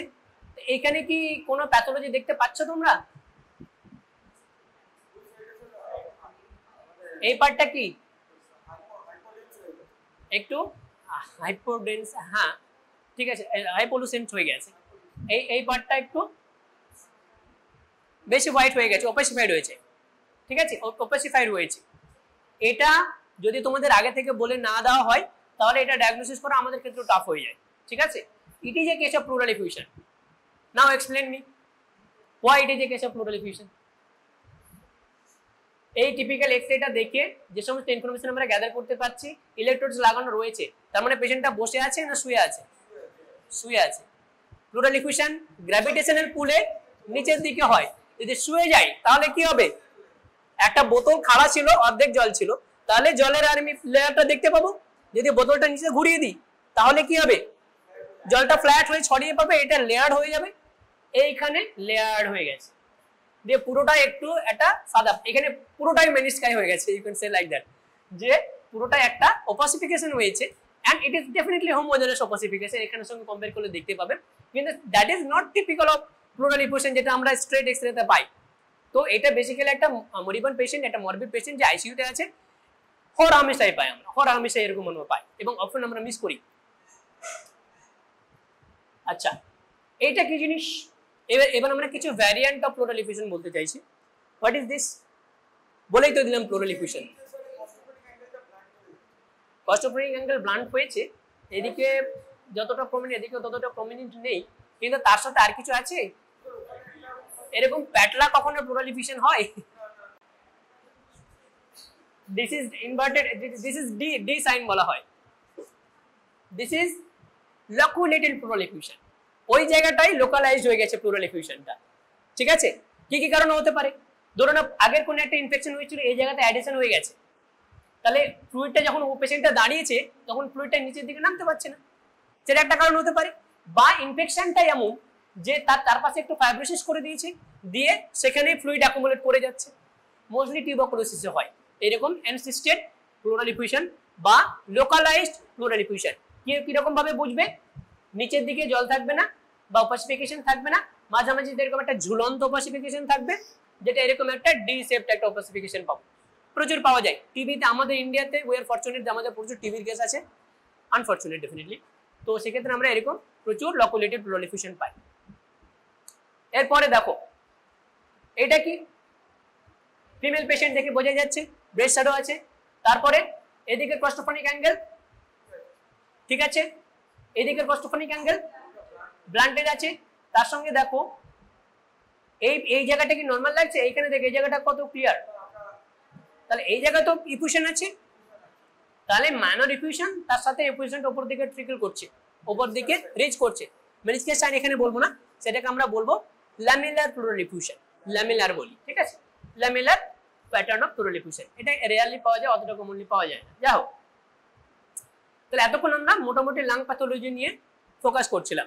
এরপরে একটু হার্ট প্যাথোলজির দিকে উকি মারবো। হার্ট প্যাথোলজি অনেক কিছু আছে, কনজেনিটাল হার্ট ডিজিজ তোমরা পেডিয়াট্রিক্সে এক্স-রে গুলো ডিসকাস করবে ওনারা, তো সেটা তোকে দেখে নেবে। এবিস্টেন অ্যানোমালিতে কেমন পাওয়া যায়, ফিগার অফ 8 কেমন থাকে, এগন স্ট্রিং কেমন থাকে, ঠিক আছে, বক্স শেপড হার্ট কিসে পাওয়া যায়, সবগুলো আমরা পেডিয়াট্রিক্সে ডিসকাশন করবো, রাইট? এবিস্টেন অ্যানোমালি বাদ বাকিগুলো আমরা এখানে আলোচনা করব। কিছু ইম্পর্টেন্ট অ্যাডাল্ট যে জিনিসপত্রগুলো, তার মধ্যে সবথেকে বেশি ইম্পর্টেন্ট যেটা, সেটা হলো গিয়ে পালমোনারি ইডিমা। পালমোনারি ইডিমা কি? ইন্টারস্টিশিয়ামে বা সেপ্টাল লাইনিং এ জল জমা হচ্ছে, অ্যাজ সিম্পল অ্যাজ দ্যাট। কিসের জন্য জল জমা হচ্ছে? যে কোনো কারণে হাইড্রোস্ট্যাটিক প্রেসার বেড়ে গেছে। কি কি কারণে বাড়তে পারে? ভলিউম ওভারলোড হলে বাড়তে পারে, বা যদি লেফট সাইডের হার্ট ফেল করে তাহলে বাড়তে পারে। তাহলে আমরা দুটো ভাগে ভাগ করতে পারি, একটা হলো কার্ডিওজেনিক পালমোনারি এডিমা, একটা হলো নন কার্ডিওজেনিক পালমোনারি এডিমা। তোমরা নিজেরাই বলতে পারবে। কার্ডিওজেনিক পালমোনারি এডিমা হার্ট ফেলিউরের জন্য হয়, as simple as that. Non cardiogenic pulmonary edema renal ফেলিউরের জন্য হবে, ভলিউম ওভারলোডে। অ্যাট্রোজেনিক ভলিউম ওভারলোড, তুমি বেশি বেশি জল দিয়ে দিয়েছো, পেশেন্টকে ভর্তি হয়েছে, পেশেন্টকে অ্যাকুট প্যানক্রিয়াটাইটিস হয়েছে পেশেন্টের, হ্যাঁ, অ্যাগ্রেসিভ ফ্লুইড ম্যানেজমেন্ট করেছো আগে আগে যেটা আমরা করতাম আর কি। তো সেক্ষেত্রে পেশেন্টের অ্যাট্রোজেনিক ফ্লুইড ওভারলোড হয়ে গেছে, সেক্ষেত্রে এডিমা হতে পারে। অ্যাডাল্ট রেসপিরেটরি ডিস্ট্রেস সিনড্রোম, সেখানেও নন কার্ডিওজেনিক পালমোনারি এডিমা হতে পারে। ইনফেকশন রিলেটেড, এটা সবসময় যে ইনফেকশন রিলেটেড হয় সেটা নয়। যাই হোক, নাও রেডিওলজিক্যাল অ্যাপিয়ারেন্স কি পাবো? এখানেও আরেকটা ত্রেতা যুগের কোশ্চেন পড়ে, ঠিক আছে? স্যারেরা কোশ্চেন করতে পছন্দ করেন, ঠিক আছে? কিরকম কোশ্চেন করেন আমরা আসছি, ঠিক আছে? তো সিমেট্রিক্যাল ডিফিউজ ফাজি শ্যাডোইং থাকে, আপার লোবের ব্লাড ডাইভারশন হয়, ঠিক আছে? এটা কি আমরা কি জানি যে যদি হার্ট ফেলিউর হয়, পেশেন্টে যদি বসে থাকে বা ইভেন একটু লিটল লিন করে থাকে, রিকাম্বেন্ট থাকে, তাহলে ফ্লুইডটা নিচের দিকে জমা হয়। বেজাল আমরা পাই, ক্রেপিটেশনস পাই, তাহলে ফ্লুইডটা অ্যাকুমুলেট করছে বেশিরভাগ কি বেজালের দিকে। তাহলে এক্সট্রাভাস্কুলার ফ্লুইড অ্যাকুমুলেট করছে বেসাল সাইডে। তাহলে ইন্ট্রাভাস্কুলার যে ব্লাড, যেটা ভেনাস সার্কুলেশন বা আর্টেরিয়াল সার্কুলেশন আছে, সেটা বেশি বেশি কোথায় যাওয়ার সুযোগ পাবে? ওখানে তো ভেসেলসগুলোকে চেপটে দিয়েছে, তাহলে উপরের দিকে যাবে। তাহলে what is the earliest feature of chest x-ray feature of heart failure? It is cephalization of vessels. উপরের দিকের ভেসেলস গুলো বেশি বেশি প্রমিনেন্ট হবে। এটা দেখে তোমরা বলতে পারো যে পেশেন্টটা in few hours, if not manage properly বা if not given diabetics, heart failure develop করতে পারে, ঠিক আছে? তাহলে সেফালাইজেশন অফ ভেসেলস। তারপরে আমরা কিছু লাইন্স পাবো, সেপ্টাল লাইন্স, সেগুলোর নাম হলো সেপ্টাল লাইন্স। সেই সেপ্টাল লাইন্সের একটা বেশ সাজানো নাম আছে, যেটা ত্রেতা যুগের কোশ্চেন। সেটাকে বলে Kerley line, Kerley line, Kerley A, Kerley B and Kerley C. Kerley না, কার্লি। আচ্ছা, তার সাথে কি পাই আমরা? পেরিব্রঙ্কিয়াল শ্যাডোইং পেতে পারি। দেখো, আমাদের যেখানে প্যাটেন্ট স্পেস থাকবে সেখানে ফ্লুইড অ্যাকুমুলেট হবে। এবারে ব্রঙ্কাস তো একটা টিবুলার স্ট্রাকচার, তার একদম ইমিডিয়েটলি তো অ্যালভিওলি স্টার্ট হয় না, তাহলে ওখানে একটা থার্ড স্পেস থাকে, সেখানে ফ্লুইডটা সবথেকে আগে জমা হয়। সেই আগে ফ্লুইড জমা হওয়ার ফলে একটা পেরিব্রঙ্কিয়াল কাফিং পাওয়া যায়। তার ফলে ব্রঙ্কাসের যে লুমেনটা সেটা সরু হয়ে যায়, তার ফলে একটা হুইজ পাওয়া যায়। সেই হুইজটার নাম কি? আমি নিজে হুইজ হয়ে গেলাম। সেই হুইজটার নাম কি? যদি কার্ডিওজেনিক কোন একটা হুইজ পাওয়া যায়, সেটাকে আমরা বলি cardiac wheeze. In early stages of heart failure, এই যে এতক্ষণ যেটা বললাম যে পেরিব্রঙ্কিয়াল শ্যাডোইং, যেটা আমরা এক্সরেতে পাই, সেই সেম জিনিসটা আমরা অসকালটেশনে পেতে পারি, যে এয়ারওয়েগুলিকে ন্যারো করে দিচ্ছে, তার চারপাশে জল জমা হয়ে, ফ্লুইড জমা হয়ে ন্যারো করে দিচ্ছে। ন্যারো দুই কারণে হতে পারে। যদি মাসল হাইপার অ্যাক্টিভ হয় তাহলে ন্যারো হতে পারে, ন্যারো হতে পারে। সেটা কোথায় হয়? In bronchial asthma. এখানে বাইরে জল জমা হয়ে এয়ারওয়েগুলোকে ন্যারো করে দিচ্ছে, দিয়ে হুইজ আসছে, ঠিক আছে? এটাকে বলা হয় কার্ডিয়াক অ্যাসমা। অ্যাসমা যে সবসময় রেসপিরেটরি ডিজিজ হবে সেটা নয়। আর লাস্টলি আমরা ব্যাট উইং প্যাটার্ন পাবো, এবং যদি তার থেকে বেশি ফ্লুইড হয় তাহলে কোথায় জমা হবে? কার্ডিওপ্লেসে জমা হবে, প্লুরাল এফিউশন হবে, ঠিক আছে? দেখতে পাচ্ছ, এটা একদম কি বলবো, এক্সটেন্সিভ পালমোনারি এডিমা, পুরো উপর অব্দি ক্রেপ্ট পাওয়া যায়, ঠিক আছে? দেখতে পাচ্ছ একটা ব্যাট উইং প্যাটার্ন পাচ্ছ, তার সাথে বাইলেটারাল প্লুরাল এফিউশন, পুরো হেজি হয়ে আছে। কিছুই বুঝতে পারছো না? ব্যাট উইং বুঝতে পারছো কি? বুঝতে পারছো না। একটা ডিফিউজ হেজিনেস পাচ্ছ, যেটা সেন্টার থেকে পেরিফেরির দিকে যাচ্ছে। কোন একটা জিনিস সেন্টার থেকে পেরিফেরির দিকে আস্তে আস্তে পাতলা হচ্ছে, সেটা কি হবে? অবভিয়াসলি ব্লাড ভেসেলস হবে, তাই না? এইদিকে বেশি ওপাসিফিকেশন আছে, এই দিকে একটু রেয়ারিফিকেশন আছে। সবটাই ওপাক হয়েছে, কিন্তু এটা হোমোজেনাস আমরা বলতে পারছি না। এখানে বেশি, এগুলোতে কম। তার সাথে প্লুরাল এফিউশন, ব্লান্টিং হয়ে গেছে, দেখো কস্টোফেরিক অ্যাঙ্গেল আমরা দেখতেই পাচ্ছি না, ঠিক আছে? লাং নিচের দিকে লাং আরো বেশি অপাসিফাইড হয়ে গেছে, কারণ কি? জল আরো বেশি এদিকে জমা হয়ে গেছে, পুরো কনসলিডেশনের মতো মনে হচ্ছে। So this is typical pulmonary oedema. Consolidation যদি হতো তাহলে হয়তো একটা সিঙ্গেল জায়গাতে হতো, একটা সিঙ্গেল এরিয়াতে হতো, একটা সিঙ্গেল লাঙে হতো। এখানে পুরোটাতে একটা প্যাটার্ন মেনটেন করছে, একটা স্পেকট্রাম মেনটেন করছে। নিচের দিকে সব থেকে বেশি, উপরের দিকে আস্তে আস্তে পাতলা হচ্ছে। This is typical of pulmonary edema. ঠিক, dependent edema, dependent pulmonary edema এই জন্যই হয়, ঠিক আছে, বা এই ফিচারসটা পাই আমরা। এরপরে আসছে Kerley line, Kerley A, Kerley B, Kerley C. Kerley A line কি? long linear opacities extending from the lung periphery to the hilar, extending from the lung periphery to hilar। কেন হয়? নরমালি কি, যে যদি এক্সট্রা থার্ড স্পেসে কোনো fluid accumulate করে বা কোনো টিস্যুতে ফ্লুইড অ্যাকুমুলেট করে, সেই ফ্লুইডটা বাপাস কি দিয়ে আসবে? লিম্ফ দিয়ে আসবে, লিম্ফ দিয়ে আসবে। তো এবার সেই লিম্ফের যে ড্রেনিং এর একটা তো ক্যাপাসিটি আছে, তার থেকে যদি বেশি ফ্লুইড থাকে তাহলে ওখানে কি হবে? সেই লিম্ফ চ্যানেলগুলো মোটা হয়ে যাবে। সেই প্রমিনেন্ট লিম্ফ্যাটিক ড্রেনেজের জন্য যে লাইনগুলো আমরা পেরিফেরি থেকে হাইলামের দিকে আসতে দেখি, যেটা এক্সরেতে আমরা ক্রস সেকশনে পাই, সেটাকে আমরা বলি কার্লি এ লাইন। মনে থাকবে, কার্লি বি লাইন হলো পেরিফেরি থেকে পুরোপুরি রিচ করেনি, খালি ওখানকার সেপ্টামগুলো থিকেন্ড হয়ে গেছে। পারপেন্ডিকুলার টু দ্য চেস্ট ওয়াল বলা হয়, পারপেন্ডিকুলার টু দ্য লাং, ছোট ছোট ছোট ছোট লাইন, অসংখ্য লাইন উপরের দিক থেকে এইভাবে আসছে। ছবি দেখালে বুঝতে পারবে, সেটাকে আমরা বলি কার্লি বি লাইন। এটা সব থেকে বেশি এই দুটোই কোশ্চেন করে, which one is Kerley A line and which one is Kerley B line. Kerley A line periphery থেকে হাইলামে পুরোপুরি চলে আসছে, কার্লি বি লাইন পেরিফেরি থেকে হাইলামে আসছে না, জাস্ট পেরিফেরিতে সেপ্টাল থিকেনিং হচ্ছে। And lastly Kerley C line, এই পেরিফেরি থেকে যখন মাল্টিপল থিকেনিং হচ্ছে, বিশেষ করে বেসাল সাইডে দেখো, এদিক থেকেও আসছে, এদিক থেকেও আসছে, এদিক থেকেও আসছে, তখন যদি তোমরা একটা ফ্রন্টাল ভিউ নাও, তাহলে সেটা কি হবে? একটা রেটিকুলেশন প্যাটার্ন পাবো। এই লাইন একটা পাচ্ছি, এই লাইন একটা পাচ্ছি, এই লাইন একটা পাচ্ছি, তাহলে একটা রেটিকুলার প্যাটার্ন পাবো। সেই লাইনগুলোকে আমরা বলি তখন কার্লি সি লাইন। তাহলে কার্লি সি লাইন কোন জায়গায় পাওয়া যাবে? উপরের দিকে বেশি পাওয়া যাবে না নিচের দিকে বেশি পাওয়া যাবে? তাহলে বেসাল রিজনে কার্লি সি লাইন বেশি পাওয়া যাবে। তিনটে লাইনের ডেফিনেশন খুব ধরে, ডিলিনেট করতে কেউ বলবে না, কারণ এনিওয়ে অত আর্লি স্টেজে পাই না আমরা, ঠিক আছে। এখানে টিপিক্যাল ব্যাটিং প্যাটার্ন পাচ্ছ, ব্যাটিং প্যাটার্ন পাচ্ছ। তাহলে এই লাইনগুলো কি, যেটা পেরিফেরি থেকে পুরো হাইলাম চলে আসছে, পেরিফেরি থেকে হাইলাম চলে আসছে, ইট ইজ এ। এই লাইনগুলো কি, যেটা পারপেন্ডিকুলার টু চেস্ট ওয়াল চলে আসছে, দিস আর কার্লি বি লাইন। এই রেটিকুলেশন গুলো কি, কার্লি সি লাইন। সিম্পল, কোনো কনফিউশন নেই। কার্লি এ লাইন পেরিফেরি থেকে লিম্ফ্যাটিক ড্রেনেজ আসার জন্য বেশি প্রমিনেন্ট হওয়ার জন্য হচ্ছে Kerley A line, periphery to hilum অবধি রিচ করছে।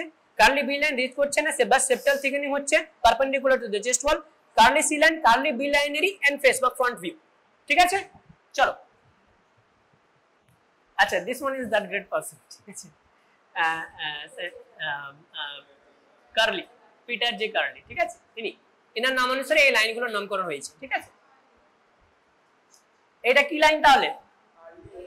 Curly A line, Kerley A line. তাহলে এগুলো কি, কার্লি বি লাইন। নিচের দিকে আমরা দেখাইনি, সেখানে কি পাবো? Kerley C. সবসময় যে পাবো তার গ্যারান্টি নেই, কিন্তু পেতে পারি, ঠিক আছে। ব্যাটুইং প্যাটার্ন যখন আরো বেশি পালমোনারি ইডিমা প্রগ্রেস করবে, তখন সেন্ট্রাল ভাস্কুলাচার গুলো আরো বেশি প্রমিনেন্ট হবে, সেই লোকালিটিতে আরো বেশি ভাস্কুলার প্রমিনেন্স দেখা যাবে। সেই কারণে যে প্যাটার্নটা হয় সেটাকে আমরা বলি ব্যাটুইং প্যাটার্ন। দেখতে পাচ্ছ টিপিক্যাল ব্যাটুইং প্যাটার্ন, ঠিক আছে। যত হেজি পালমোনারি ইডিমা তোমরা বলতে পারো, ঠিক আছে। এটা হলো ব্যাটুইং প্যাটার্ন।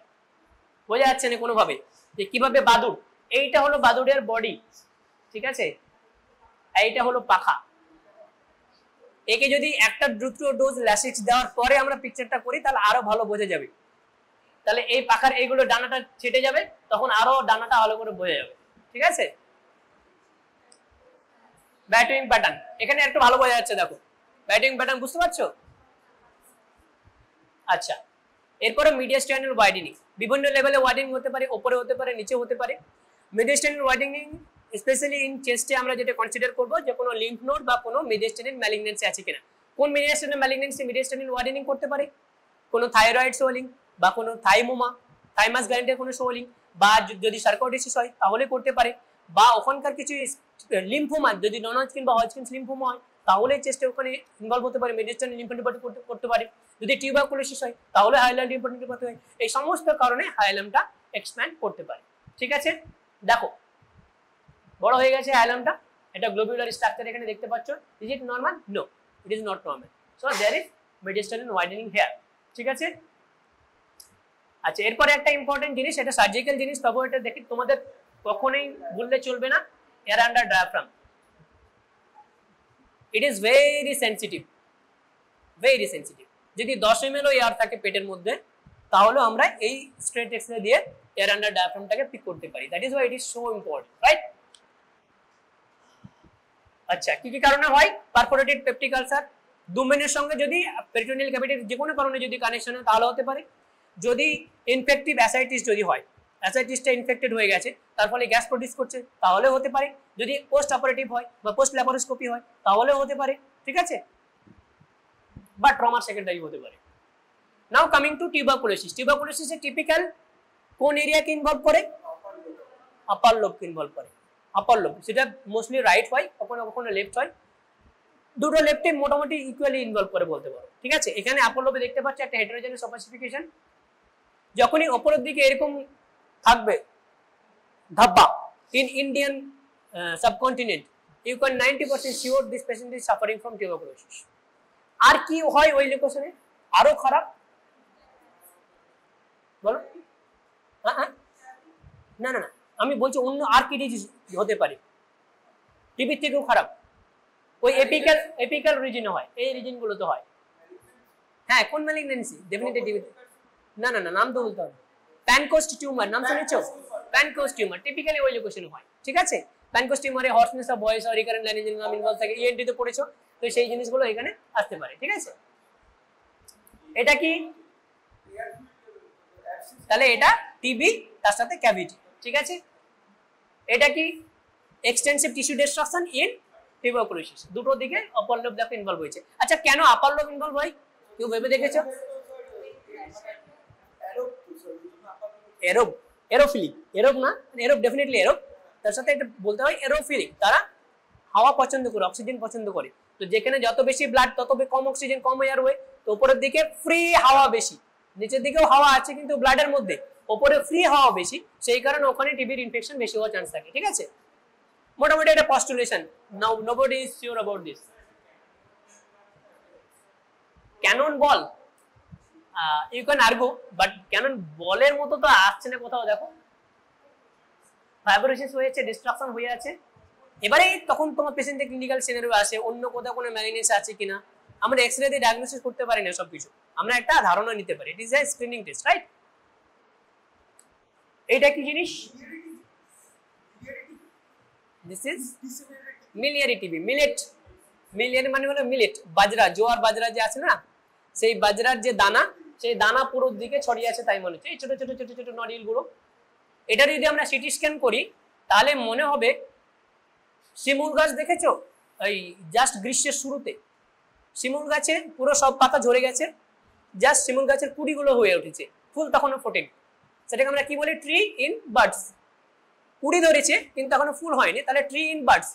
এক্সরে করলে ওই যে এয়ারওয়ে ট্রি, তার সাথে সাথে সাথে সাথে এরকম ছোট ছোট ছোট ছোট ছোট ছোট টিবির ফোকাই পাই আমরা, সেটাকে আমরা ট্রি ইন বাড অ্যাপিয়ারেন্স বলি। তাহলে এই মিলিয়ারি টিবিতে আমরা অনেক সময় ট্রি ইন বাড অ্যাপিয়ারেন্স পাই, ঠিক আছে?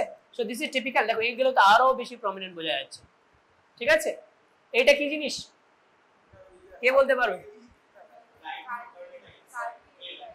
না না না, this is not Kerley line, আমরা টিবি ডিসকাশন করছি। This is not pulmonary oedema, this is horizontal fissure, this is fissure, right?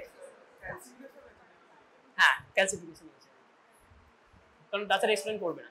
আচ্ছা, এই জিনিসটা কি অদ্ভুত মনে হবে? আর্টিফ্যাক্ট মনে হবে, আর্টিফ্যাক্ট মানে আমরা এক্সরে ফিল্ম আগের যুগে কি করা হতো? এক্সরে ফিল্মকে শুকাতে দেওয়া হতো, এখন তো আমরা এ করে ডাইরেক্টলি মেশিন থেকে বেরিয়ে চলে আসি।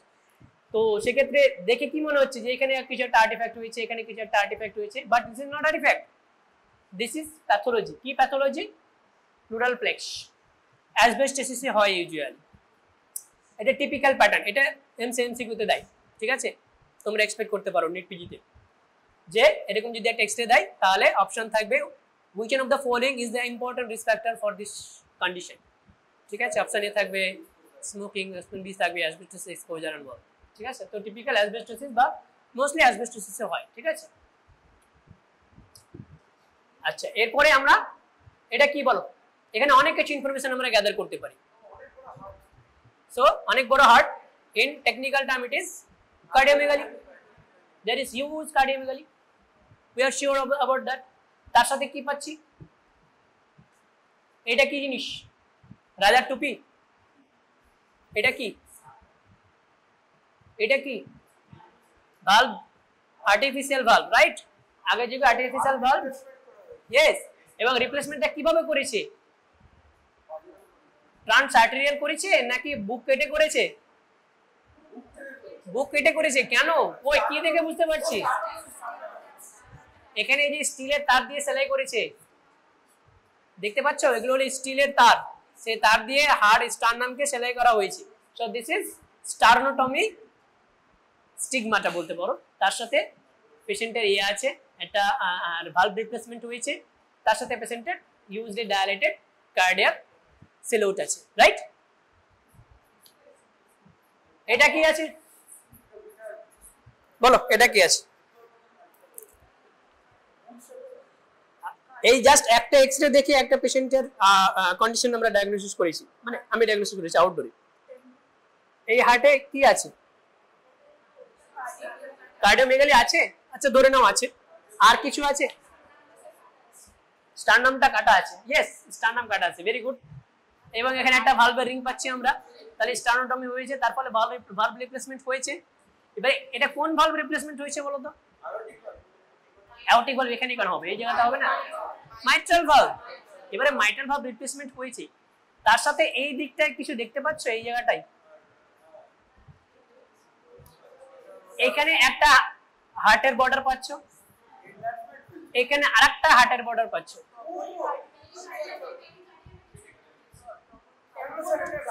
বলো বলো, হ্যাঁ, double contour of left atrium বলে, double contour of left atrium. একটা কন্টুর আছে অলরেডি হার্টের, তারপরে আরেকটা আমরা কন্টুর দেখতে পাচ্ছি। একটা পেশেন্টের আরো অন্য কোনো ফিচার ছিল না, পেশেন্টের এক্সেপশনাল ডিসনিয়া ছিল, ইয়াং পেশেন্ট ছিল, তার এক্সরে করালাম এবং তার এক্সরেতে টিপিক্যাল এইটা ছিল, এই রিং ছিল না। সেক্ষেত্রে পেশেন্টের এটা পাওয়া গেল, দেখলাম যে ডাবল কন্টুর আছে, ইকো করালাম, দেখা গেলো মাইট্রাল স্টেনোসিস আছে। তো এক্সরে দিয়েও ডায়াগনোসিস যে হয় না সেটা নয়, ডেফিনেটলি আমরা অ্যাজিউম করলাম, তারপরে ইনভেস্টিগেট করলাম। So this is a typical case of left atrial enlargement. কারো বুঝতে অসুবিধা আছে? নেই, কারো বুঝতে অসুবিধা নেই। So this is all. এরপরে আমরা ঝটাঝট, আমরা অলরেডি ডক্টর হয়ে গেছি, চেস্ট এক্সরে আমরা নিজেরা এখন দেখতে পারবো, আমরা ডায়াগনোসিস বলবো ডাইরেক্টলি, ঠিক আছে?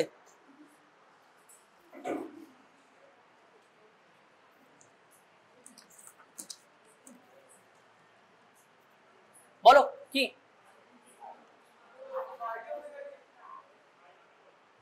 কার্ডিওমেগালি, আর কিছু? কার্ডিওমেগালি আছে, কার্ডিয়াক সাইড এনলার্জ হয়েছে, আর কিছু কমেন্ট করতে পারবে?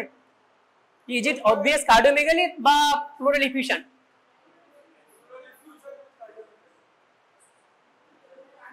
Sorry, pericardial এফিউশন।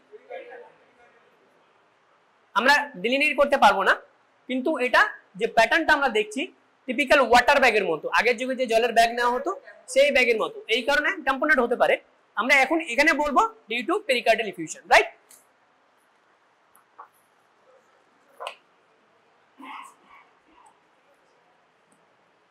এটা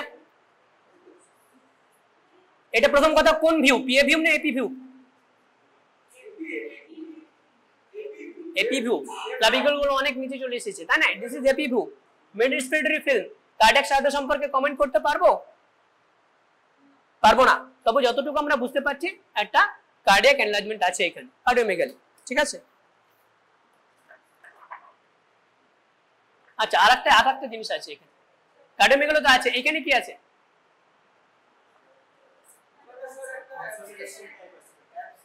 বলো, কনসলিডেশন আছে, এখানে একটা কনসলিডেশন আছে, অ্যাবসিস নয়, অ্যাবসিস নয়। অ্যাবসিসে টিস্যু ডিস্ট্রাকশন হবে, এবং যেহেতু লাং এয়ারওয়ের সঙ্গে অলওয়েজ কানেক্টেড থাকে, সেক্ষেত্রে একটা এয়ার ফ্লুইড লেভেল পাবো আমরা। কোথায়? না, এয়ার ফ্লুইড লেভেল নেই, এয়ার ফ্লুইড লেভেল হরাইজন্টাল হবে, হরাইজন্টাল নাই এখানে, ঠিক আছে?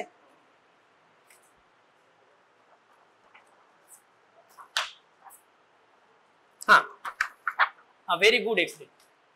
এটা কোথায় ক্যাভিটি? এখানে? এটা এইগুলো তো এটা তো ফান্ডিকার কোলনিক শ্যাডো, এটা তো ডায়াফ্রামের নিচে আছে ফান্ডিকার কোলনিক শ্যাডো। এইদিকে কি আছে? ক্যাভিটি কোথায় দেখছি এখানে? ক্যাভিটি কোথায় আছে এখানে? ক্যাভিটি তো নেই, এইখানে আছে। Yes yes, very good. So there is cavity, এবং ক্যাভিটিগুলো একে অপরের সঙ্গে কানেক্টেড, একে অপরের সঙ্গে কানেক্টেড। তাহলে মোস্ট কমনলি কোথায় হয় এরকম ক্যাভিটি? কনগ্লোমারেটেড ক্যাভিটি বলতে পারো এটা, ঠিক আছে? কনগ্লোমারেটেড লিম্ফ নোড যেখানে থাকে, কনগ্লোমারেটেড ক্যাভিটিও সেই জায়গাতেই থাকে। কোথায় থাকে? In tuberculosis. টিউবারকুলোসিস পেশেন্টটাকে দেখার সাথে সাথেই আমরা আইসোলেশনে শিফট করতে হয়েছে আমাদের, ঠিক আছে? তার সাথে কি আছে? না, ডেফিনেটলি ইটস ক্যাভিটি। এটা ক্যাভিটি বলবো না আমরা, এটা ইয়ার শ্যাডো, ডায়াফ্রামের নিচে আছে, ঠিক আছে? উপরেও হতে পারে, ঠিক আছে? উপরেও হতে পারে, কিন্তু মোস্ট লাইকলি এটা নিচেই ধরো, ঠিক আছে? এটা ফান্ডিক শ্যাডো মনে হচ্ছে না, আমার তো মনে হচ্ছে না, ঠিক আছে? এখানে মেইনলি ক্যাভিটিটা আছে। যদি সিটি স্ক্যানে আমরা পাই কিছু, আমি তোমাকে জানাবো, ঠিক আছে? তোমাদেরকে জানিয়ে দেবো। তার সাথে এখানে কি আছে? এটা কি আছে? এফিউশন আছে। সেই এফিউশনটা কি টাইপের? এনসিস্টেড এফিউশন, ঠিক আছে? লকিউলেটেড এফিউশন, দিস ইজ আ লকিউলেটেড এফিউশন। এটা একটা ডি, এটা আর একটা ডি, তার সাথে নিচেটাও এফিউশন আছে আর তার সাথে ক্যাভিটেশনস আছে। So this is typical of tuberculosis, ঠিক আছে? Pulmonary tuberculosis. আচ্ছা, প্লুরাতে যদি টিবি হয় সেটা পালমোনারি টিবি না এক্সট্রা পালমোনারি টিবি? হ্যাঁ, প্লুরাতে যদি টিউবারকুলোসিস হয় তাহলে পালমোনারি না extra pulmonary? It is not pulmonary, it is extra pulmonary. Pulmonary মানে কি? পালমোনাস আর প্লুরাস একই নয়, ঠিক আছে? কি আছে? আরে ভালো করে দেখো, কোথায় মাস আছে? এখানে, এখানে নিচে, এইখানে। এইটাই কোলনিক শ্যাডো, এটাকে বারবার ভুল করো না। এটা কোলন আছে এখানে, তারপরে ফান্ডাস আছে, তো ওগুলো সবগুলোতে এয়ারফিল্ড। তো সেক্ষেত্রে এইখানে শ্যাডোটাকে কমেন্ট করার আগে আমরা 10 বার ভাববো। বাদ বাকি জায়গায় তার কিছু দেখতে পাচ্ছ? এদিকে লাং ফিল্ড নরমাল, এদিকে লাং ফিল্ড নরমাল, আর কিছু দেখতে পাচ্ছ? ভালো করে দেখো, কিছু তো আছে। কোথায়? এখানে, এই জায়গাটায়, এই জায়গাটায় বলছো? This is the most prominent blood vessels in normal population, left descending যেটা, তাহলে সেটা এটা নরমাল ফেনোমেনন, ঠিক আছে? এইটা, এটা scapula, that is also normal. আরে আই এম এক্সপেক্টিং না, এইখানকার অ্যাপেক্স দেখো, এখানকার অ্যাপেক্স দেখো। এই যে ক্লাভিকুলার পেছনে এই এরিয়াটাই তো সবথেকে গুরুত্বপূর্ণ, এটা তো সবথেকে উপরে, টিবি তো সবথেকে বেশি ওই এলাকাটা ইনভলভ করবে, তাই না? তো this is a case of tuberculosis. এইটা সবথেকে আগে মিস করবে না তোমরা, ইন্ডিয়াতে আছো, ঠিক আছে? Prolong febrile illness, lean and thin patient, খাবারের রুচি নেই, ঘুষঘুষে জ্বর আসছে, প্রতিদিন সন্ধ্যাবেলা জ্বর বাড়ছে, TB. So this is a case of pulmonary tuberculosis.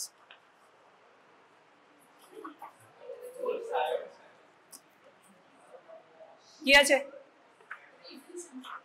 It is effusion, massive effusion, massive pleural effusion. Mediastinum কি শিফট করেছে?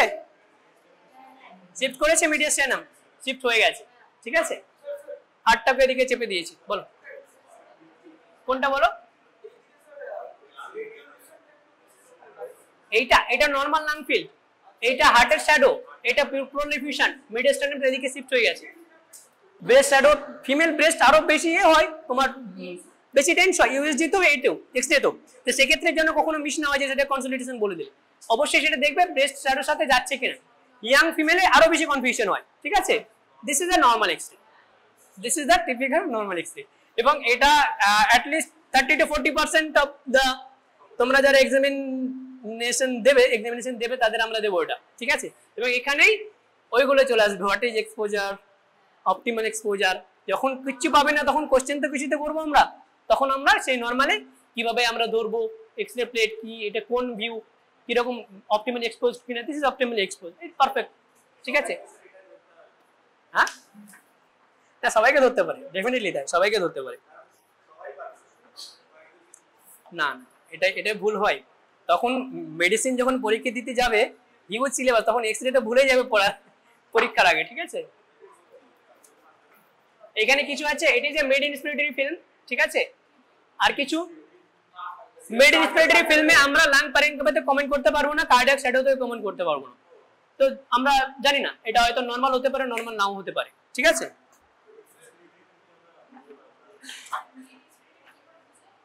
কি করে বুঝলাম তুমি বলো বলো। সামনের দিকে 6 রিপস, পেছনের দিকে 9 রিপ বা 10 রিপ, 8 থেকে 10। কোন বইয়ে দেখলাম লেখা আছে 9, 8 to 9 রিপস, আর কোন বইয়ে লেখা আছে 10 রিপস।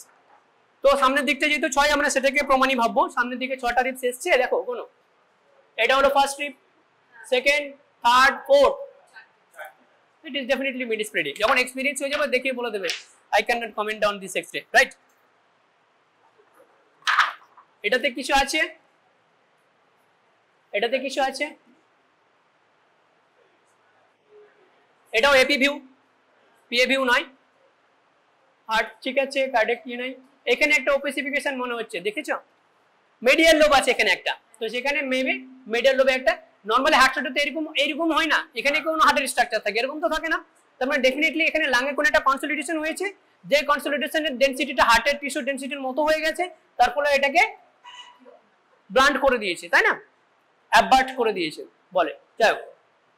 তো এই কারণে this is also consolidation, right.